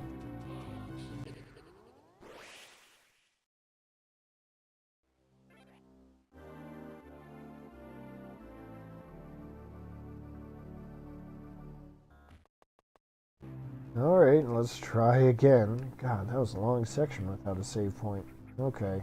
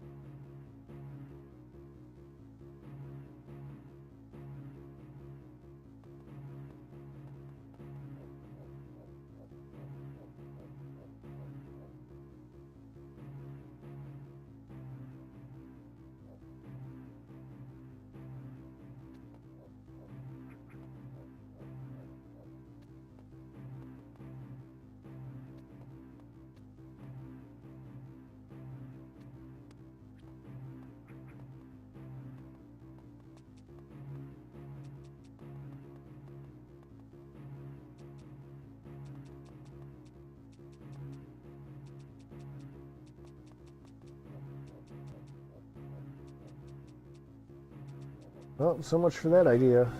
Yeah.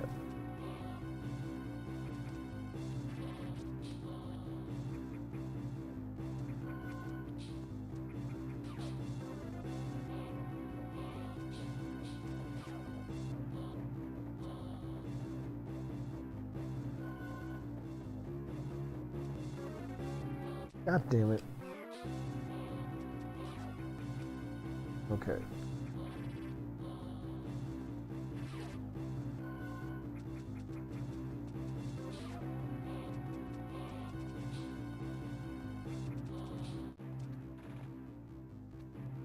Alright, well, that worked somehow.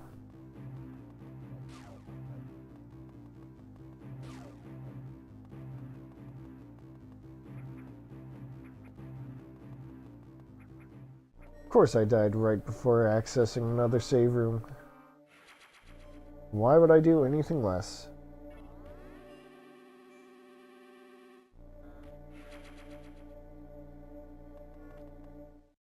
We've got water here.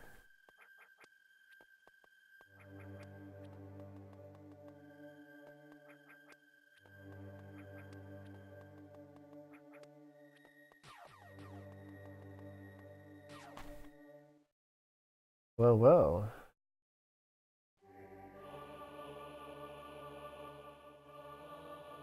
Hey, don't those shoulder pads look a little familiar to you? So this is actually a little flashback sequence. There's a Chozo Elder showing Samus this mural.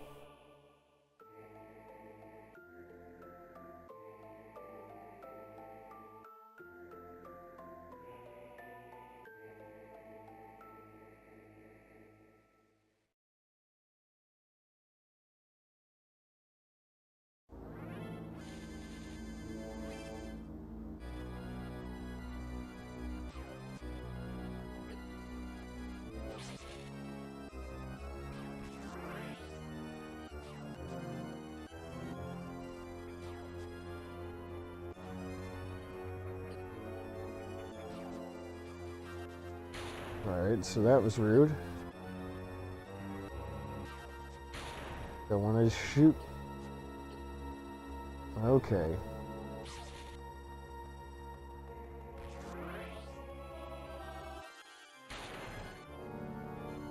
It looks like shoot the orb when it's, oh, come on.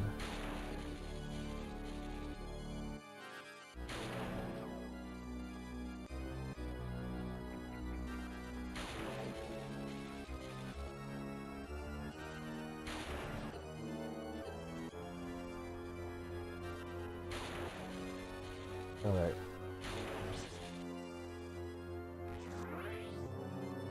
Blow up the orb. What do you got for me?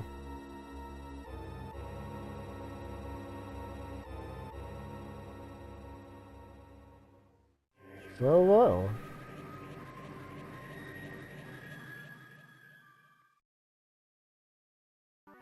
So, not only do we have our suit back now, all those mysterious items that were incompatible with our suit are now functional. So now we've got Plasma Beam, which will shoot through enemies as well as through walls. Got the Gravity Suit, which means no more lava damage, and we get free movement in water. Well, not free. Lastly, we've got the Space Jump, which lets you jump forever. A fully powered suit.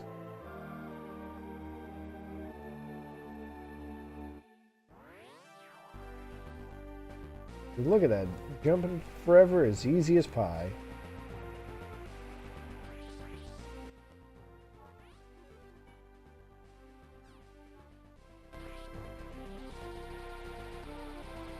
Now, as they say, the world is our oyster.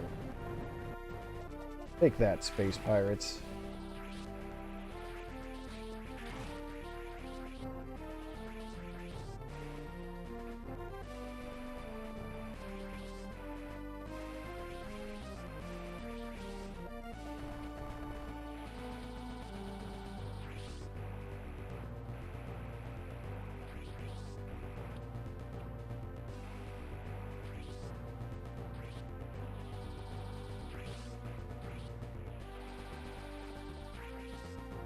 Although, you know, there is actually one other upgrade we're missing.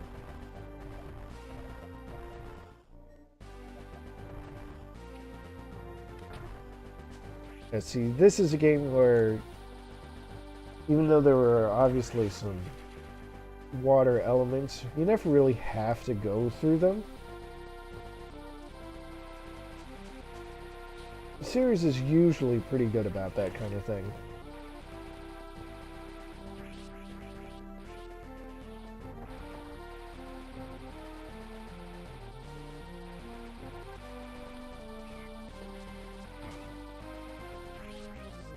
But yeah, there's one other upgrade we have to get, like I said. That would be the power bomb. That's what that one guy was carrying off with him.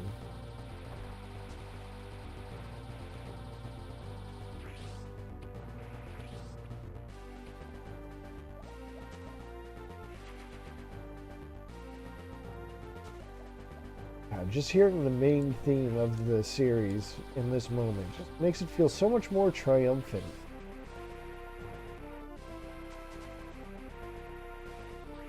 You know, like nothing's gonna stop me now.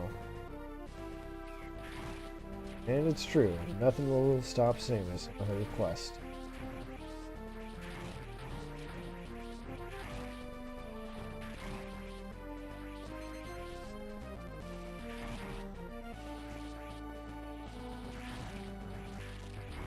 Yeah.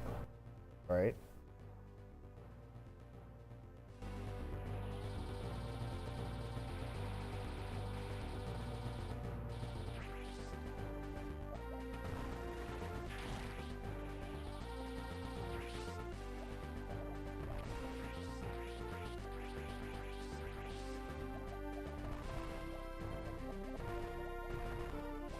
Some extra super missiles while we're here.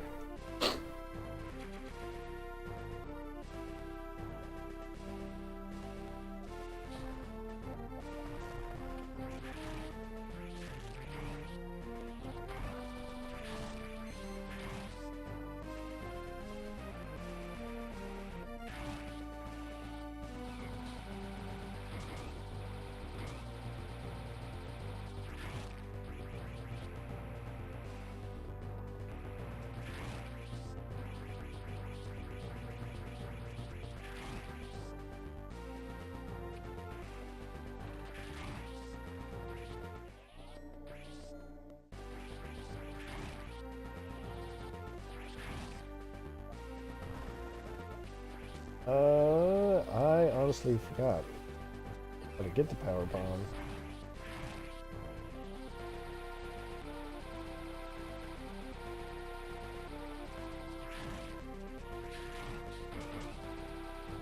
This feels like a good place to start.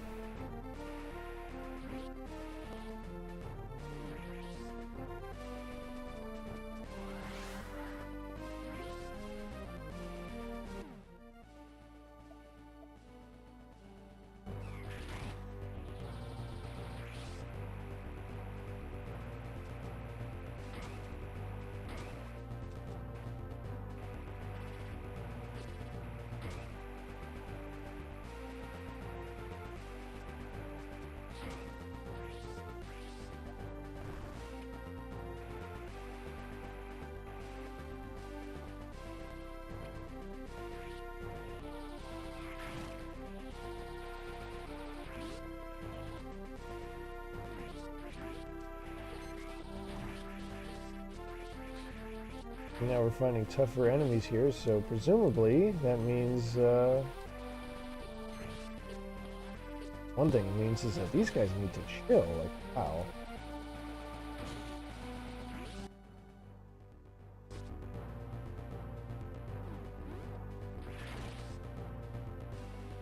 Are you gonna let me save? Guess I had to get out of alert mode. That's fine.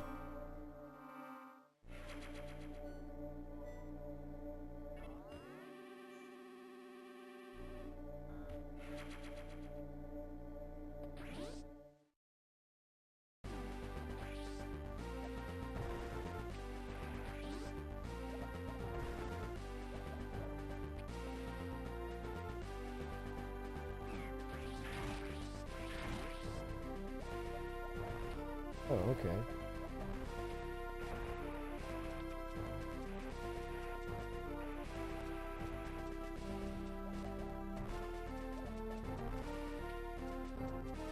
Alright, so now we can get to new area.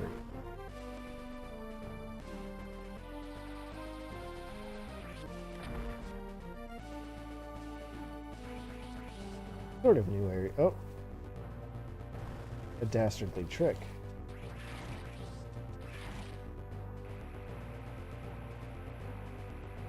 That's fine.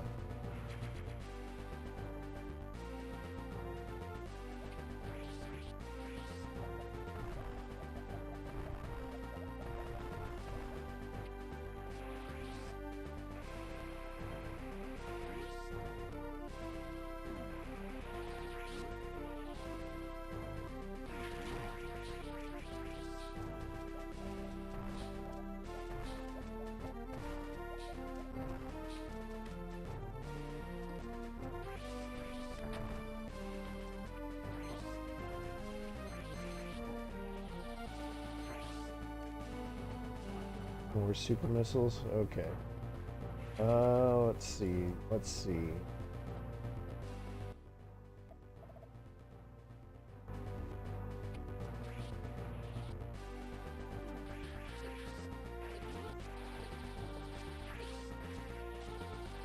These things do a ton of damage.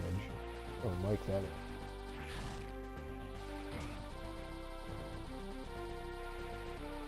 Hey, now we're at the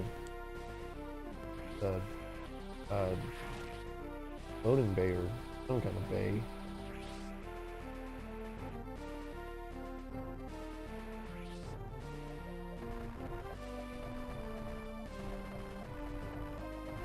No, we can't access that yet, so I guess we'll have to sneak on through to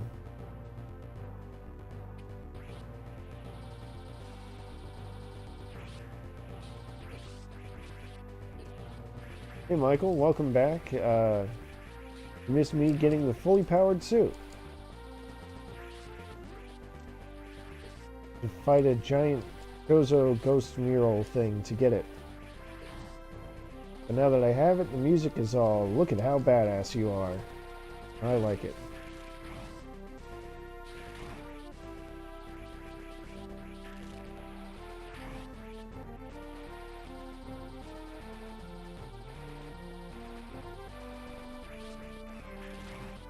Now, absolutely nothing will ever happen to this suit, and I can personally guarantee it.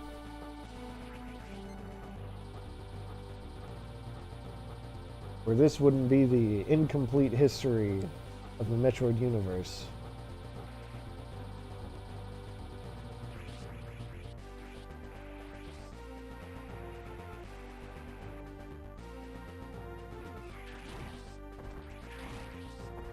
There's that yellow barrier again. Well, I said it was the fully powered suit, and that's what the game refers to it as, but it's technically not fully powered. There are still power bombs to find. That's going to be the real upgrade that we need.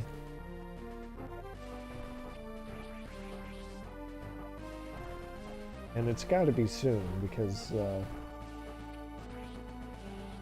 that sure was some bullshit.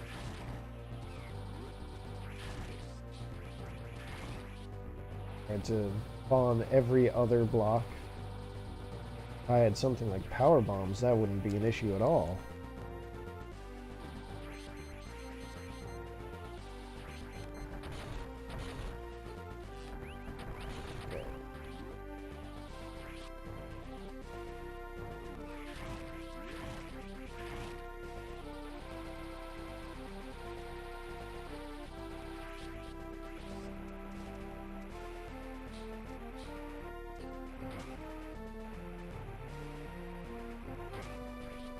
Clearly, though, I kind of underestimated how long this section would take. But looks like we're at the front of the mothership, Space Pirate Mothership. Again, not that it matters.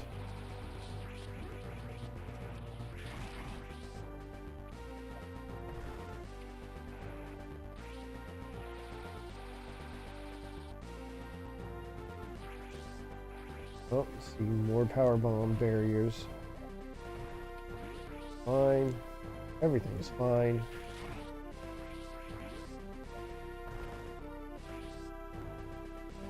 Save station to refill our energy while we're at it. Which I'm really grateful for because, as I'm sure you noticed, space pirates don't seem to drop energy.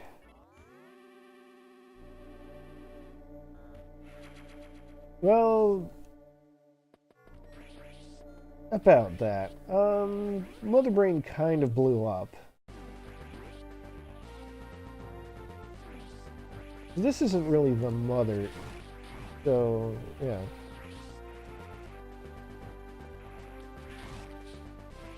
Mother Brain doesn't really run this ship.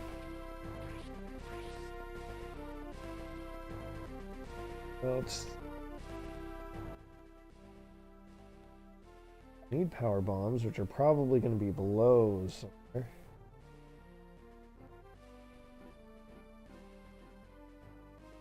Oh, right. Right through there. I see what you're doing there, Michael.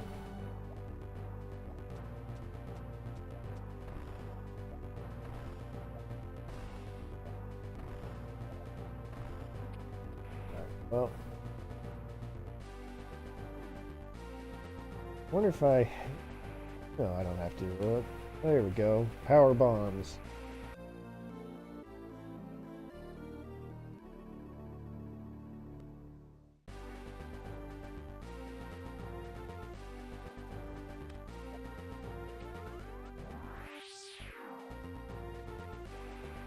There, now the world was well and truly our oyster.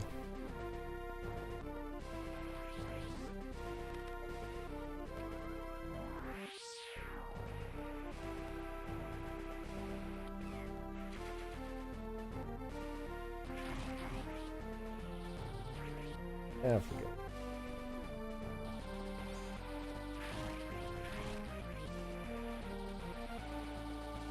No, if they have, I don't think I've ever heard it. So, I don't know, maybe it's somewhere out there.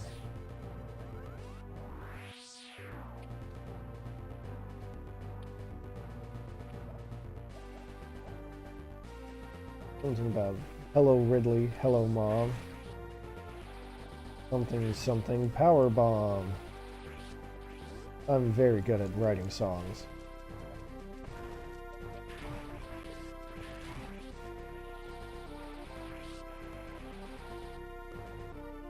Especially songs that I've only ever heard of in the context of Guardians of the Galaxy and nowhere else.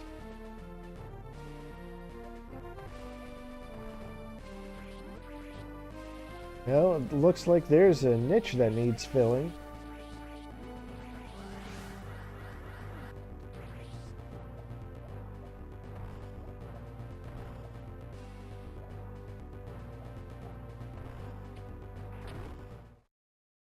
Okay.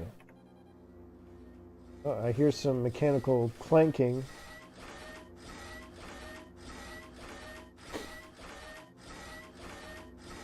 It's Mecha-Ridley.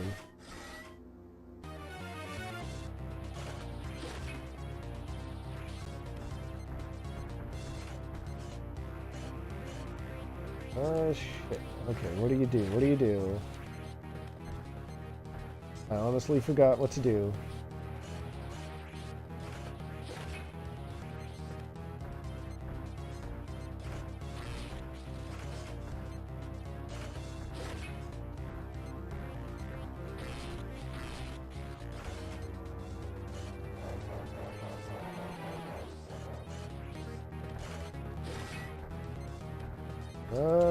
Shit.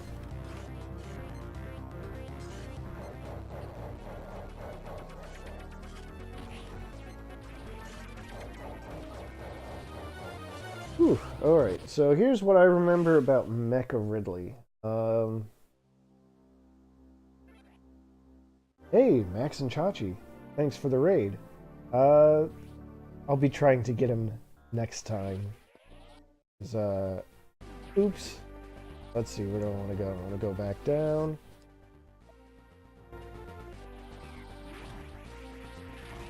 Mecha-Ridley is one tough dude.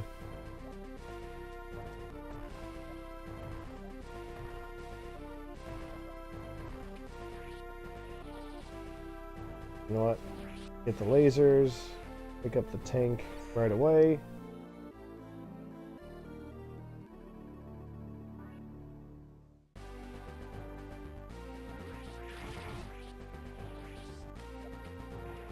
Get our sweet prize.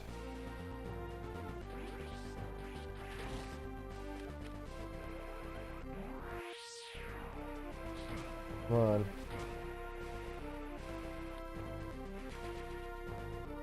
So I mentioned this in the last stream, but it was a week ago, so you'll be forgiven if you forgot. But I would practice a route that I found like on Game Facts to get 100% of the items. I'm going to save my power. I feel like that might be useful in dealing with Ridley. Anyway, if you get to 100% items, Mecha-Ridley there gets super strong, I think. I think he does like double damage. So that's pretty mean. Yeah, I know. You may not remember this, but we don't need to be authorized to use power bombs. Nobody will tell us what to do. Not in this game, not ever. I'll make sure of that.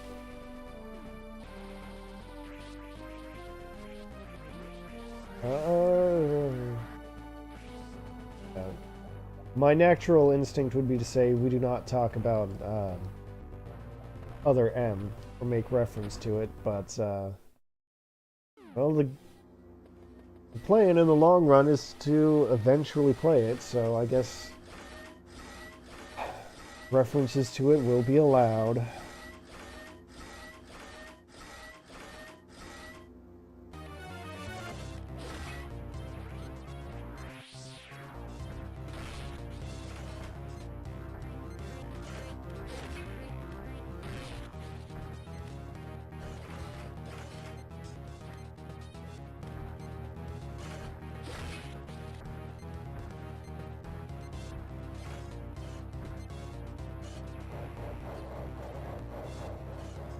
Yeah, well, I guess it wasn't,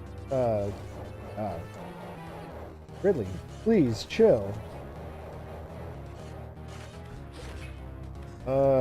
Hate this.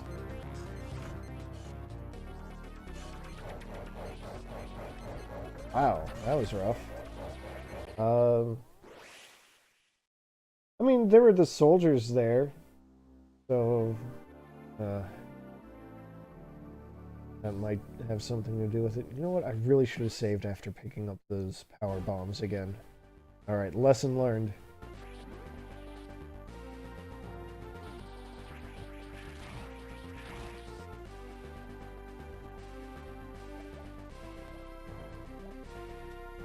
And honestly, now that I know that power bombs are of no help against Mecha-Ridley, save myself a little extra time, too. Yeah, set with R&B, morph ball, blah blah blah.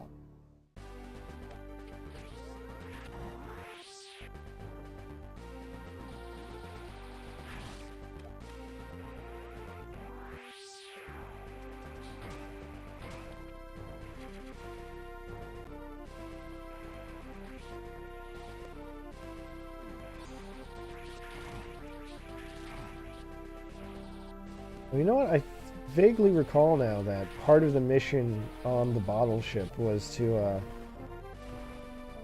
see if there were any survivors, because there were survivors.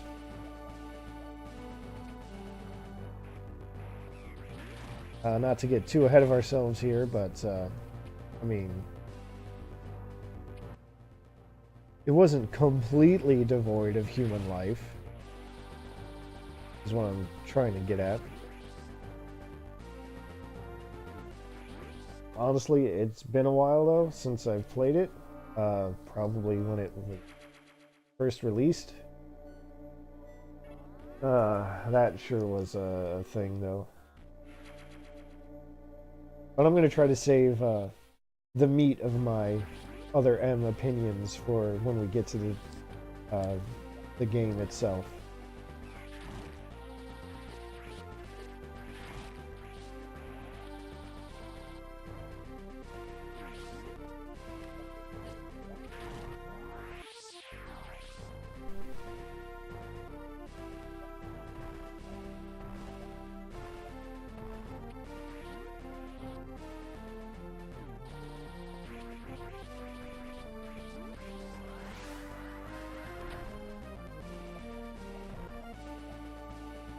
Weird that they make you sit through all those crumble blocks.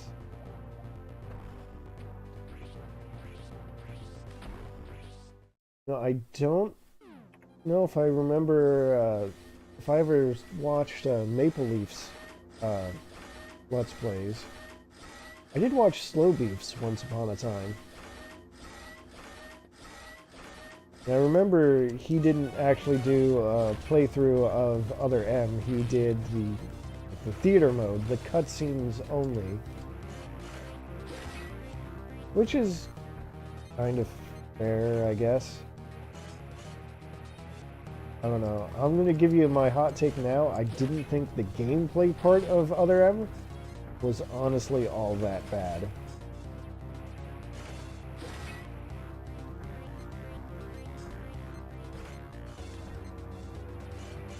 No, Max, that's a very good question. I have no idea why anyone would ever willingly play Other M. It is completely lost upon me.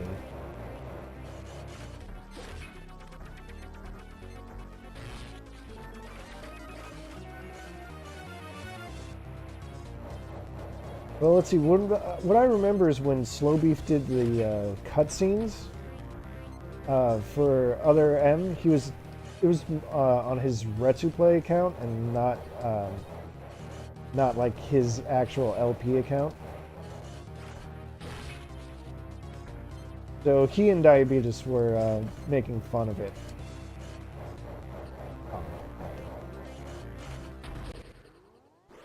Well, see, that's why I saved after picking up the power bombs there.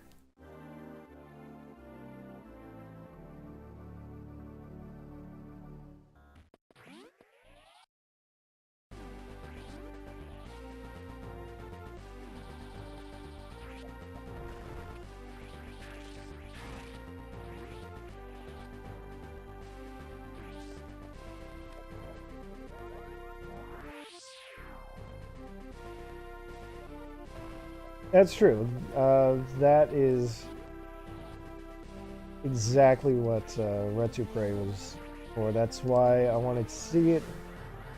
I wanted to see them riff on the story for Other M, which was, in a word, bad.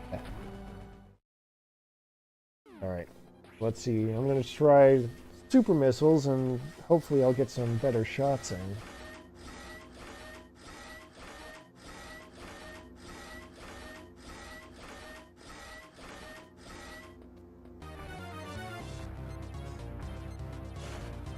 Now, see, there we go.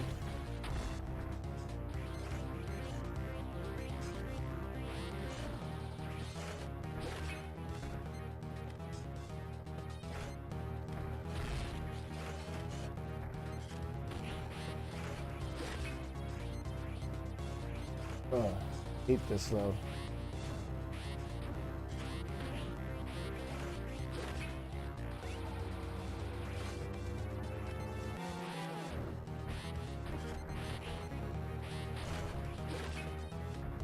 I hate this.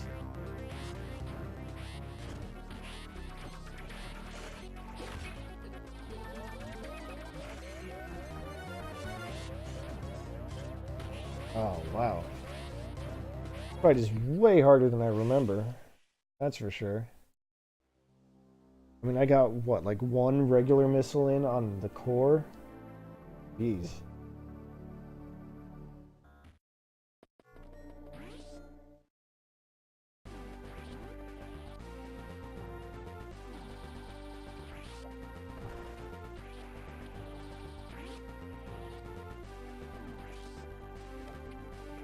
But, well, I believe in me.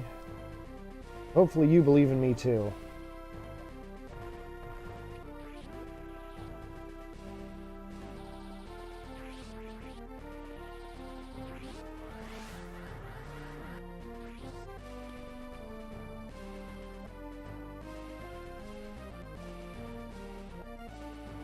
Come on, Mecha-Ridley. Let's see what you've got.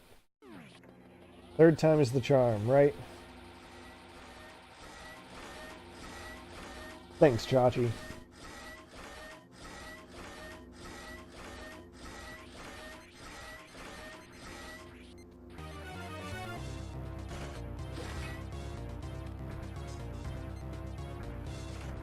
What you got?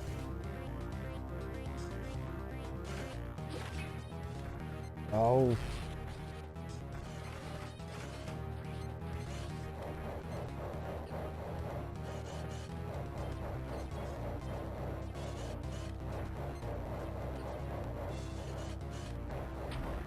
Whew. Okay.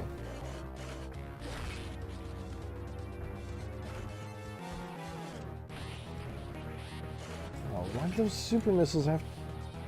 What was I thinking? Okay.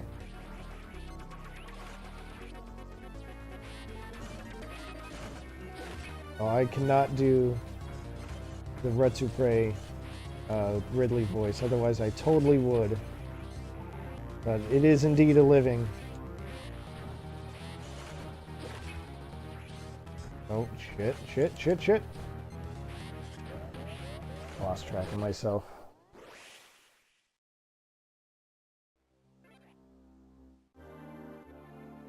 No, that is, we'll just say that that's outside my vocal range and leave it at that.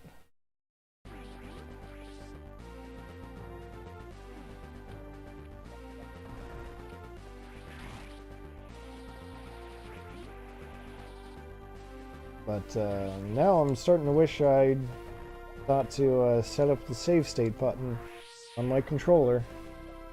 Oh well.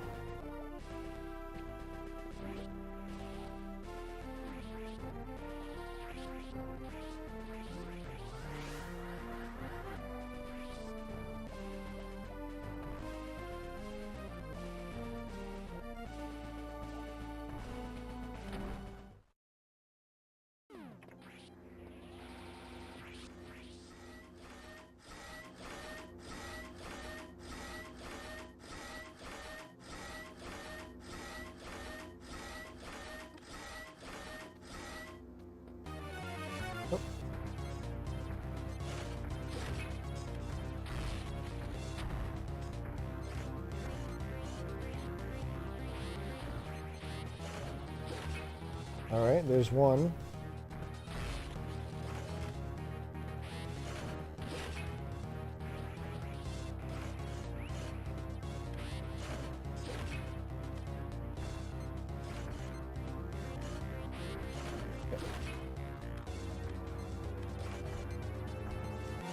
Timing is super precise on this, and I hate it.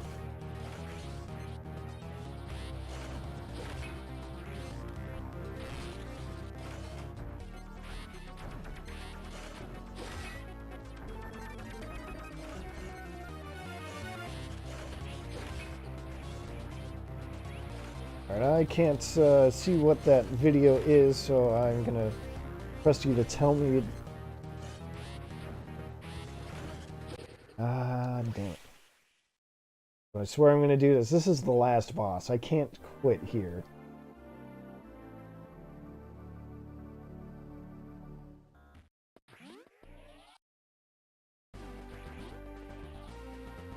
So, Michael, tell me, is that the, is that linked to, some good old Gilbert Gottfried Ridley?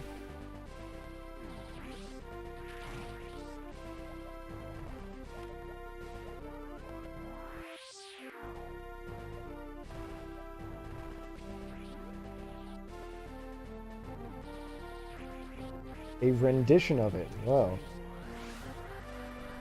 That's intriguing.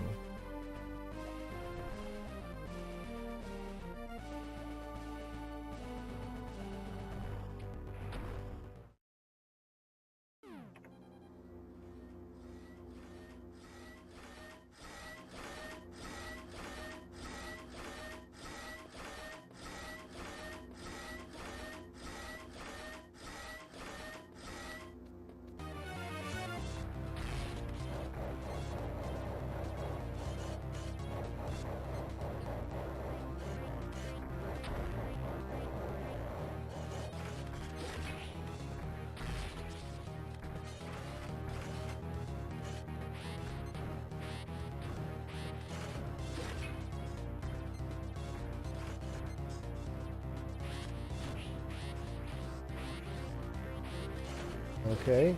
Done more damage than I've ever done so far. Got some health. Okay.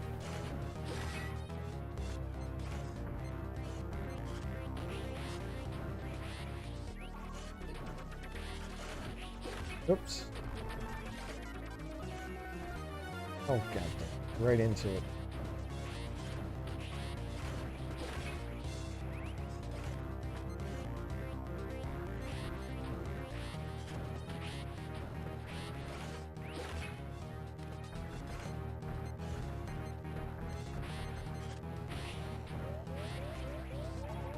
There's got to be something I'm missing.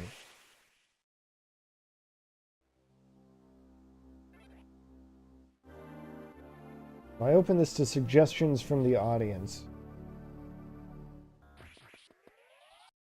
So far, all I've got are try to jump when he does that claw swipe, because that does 75 damage.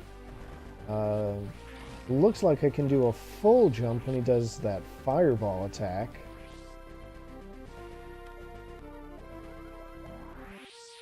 Well, 2 full jumps, and that'll get me over 2 fireballs. The eye laser is tricky because it seems to be random which direction it goes in.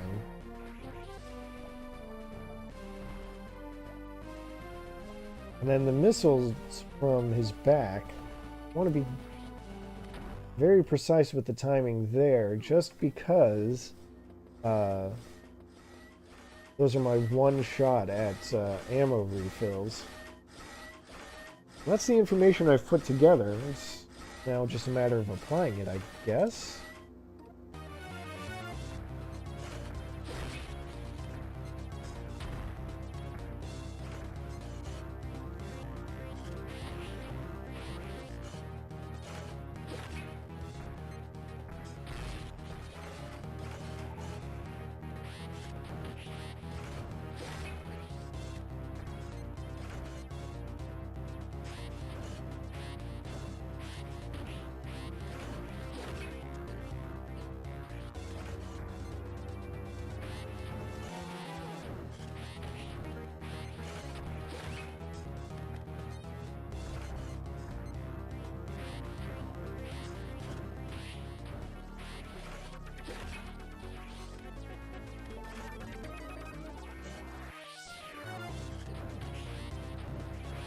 Yeah, this is honestly a lot worse than I remember it being.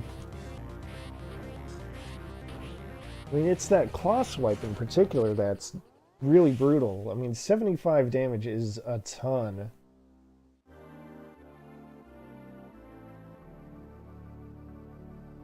And I don't know if I feel like just having more health would be the best solution. Which is another way of saying I don't want to learn. I don't want to try to figure out where to find other energy tanks, to be honest.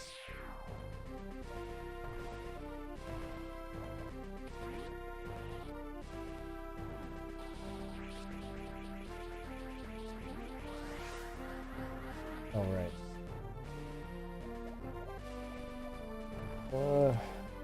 Okay.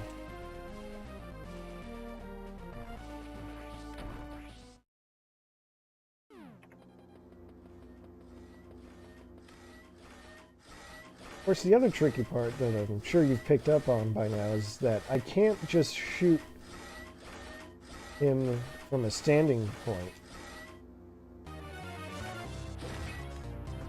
I have to be just a tiny bit higher than standing.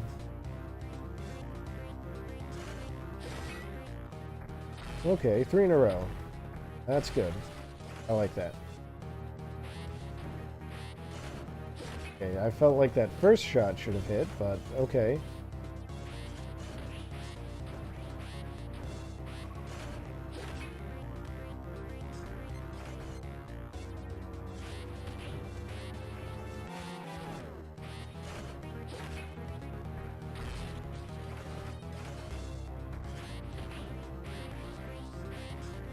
Okay, feeling better about this.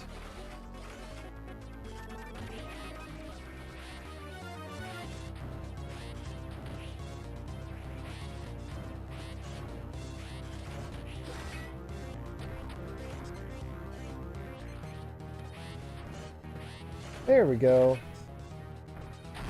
Get fucked, Mecha-Ridley. Mecha-Ridley. I don't like this. Of course. Like Mother Brain, Mecha-Ridley has his own self-destruct sequence.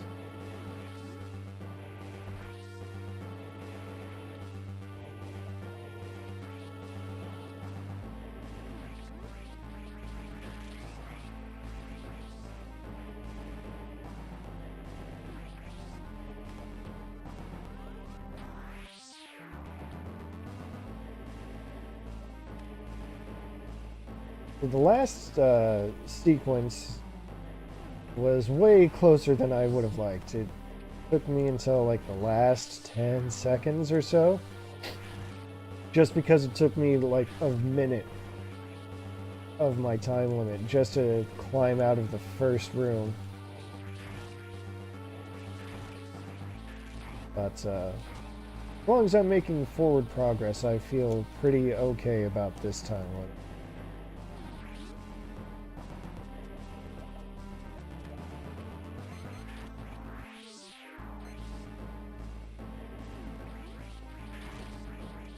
Oh no! It's the bullshit with the single block bombs. Alright, well, this is what I get for wasting all my power bombs. Get out of here.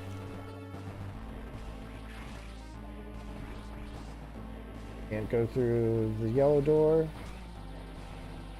And there's this blue door.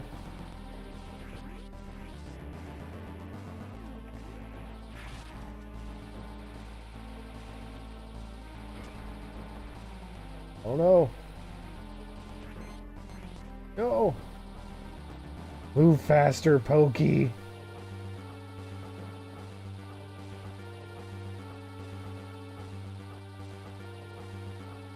Okay.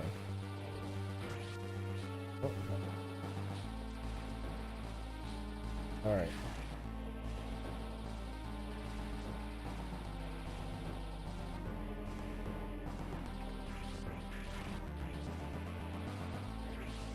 Here's where the launching bay was. I guess I gotta deal with these clowns first.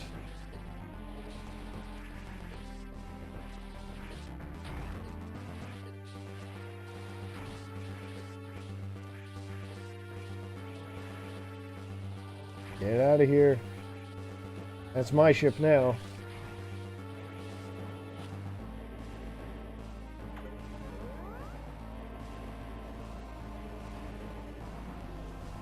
What do you think you're doing, pirate? Get out of my way.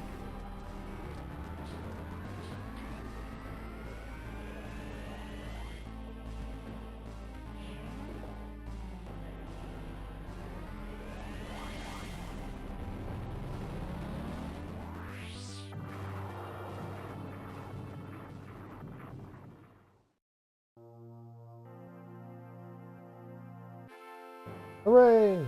We did it! That's the real end of the game. Not gonna get shot down again.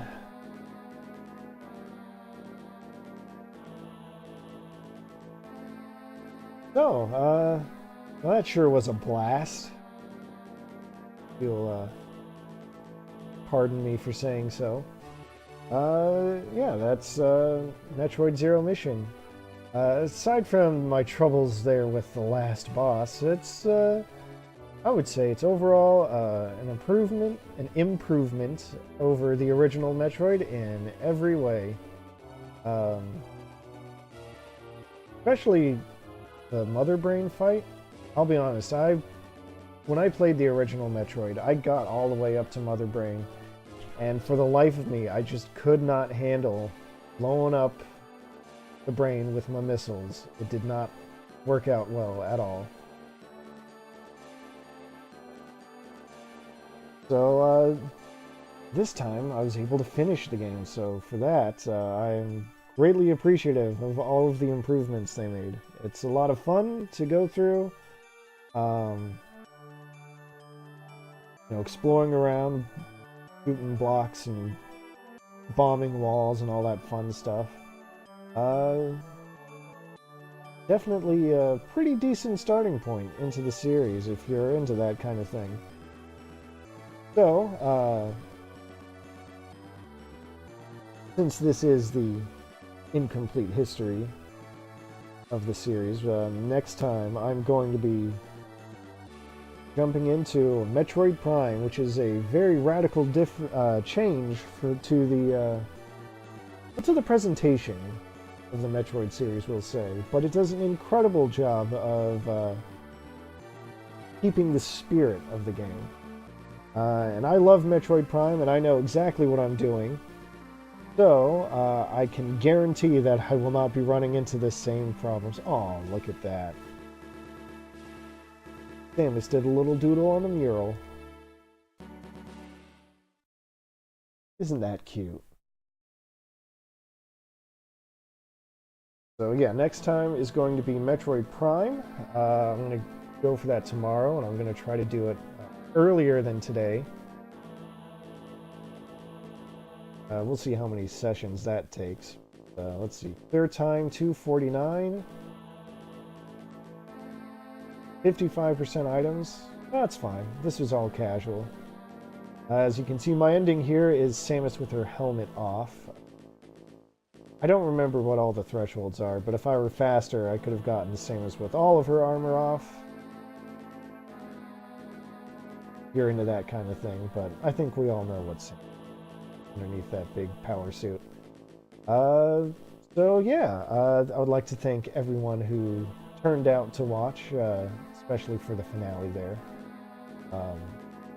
And I hope to see you all again tomorrow on our next mission in the incomplete history of the Metroid universe. Alright, so yeah, until then, I hope you all have a lovely evening.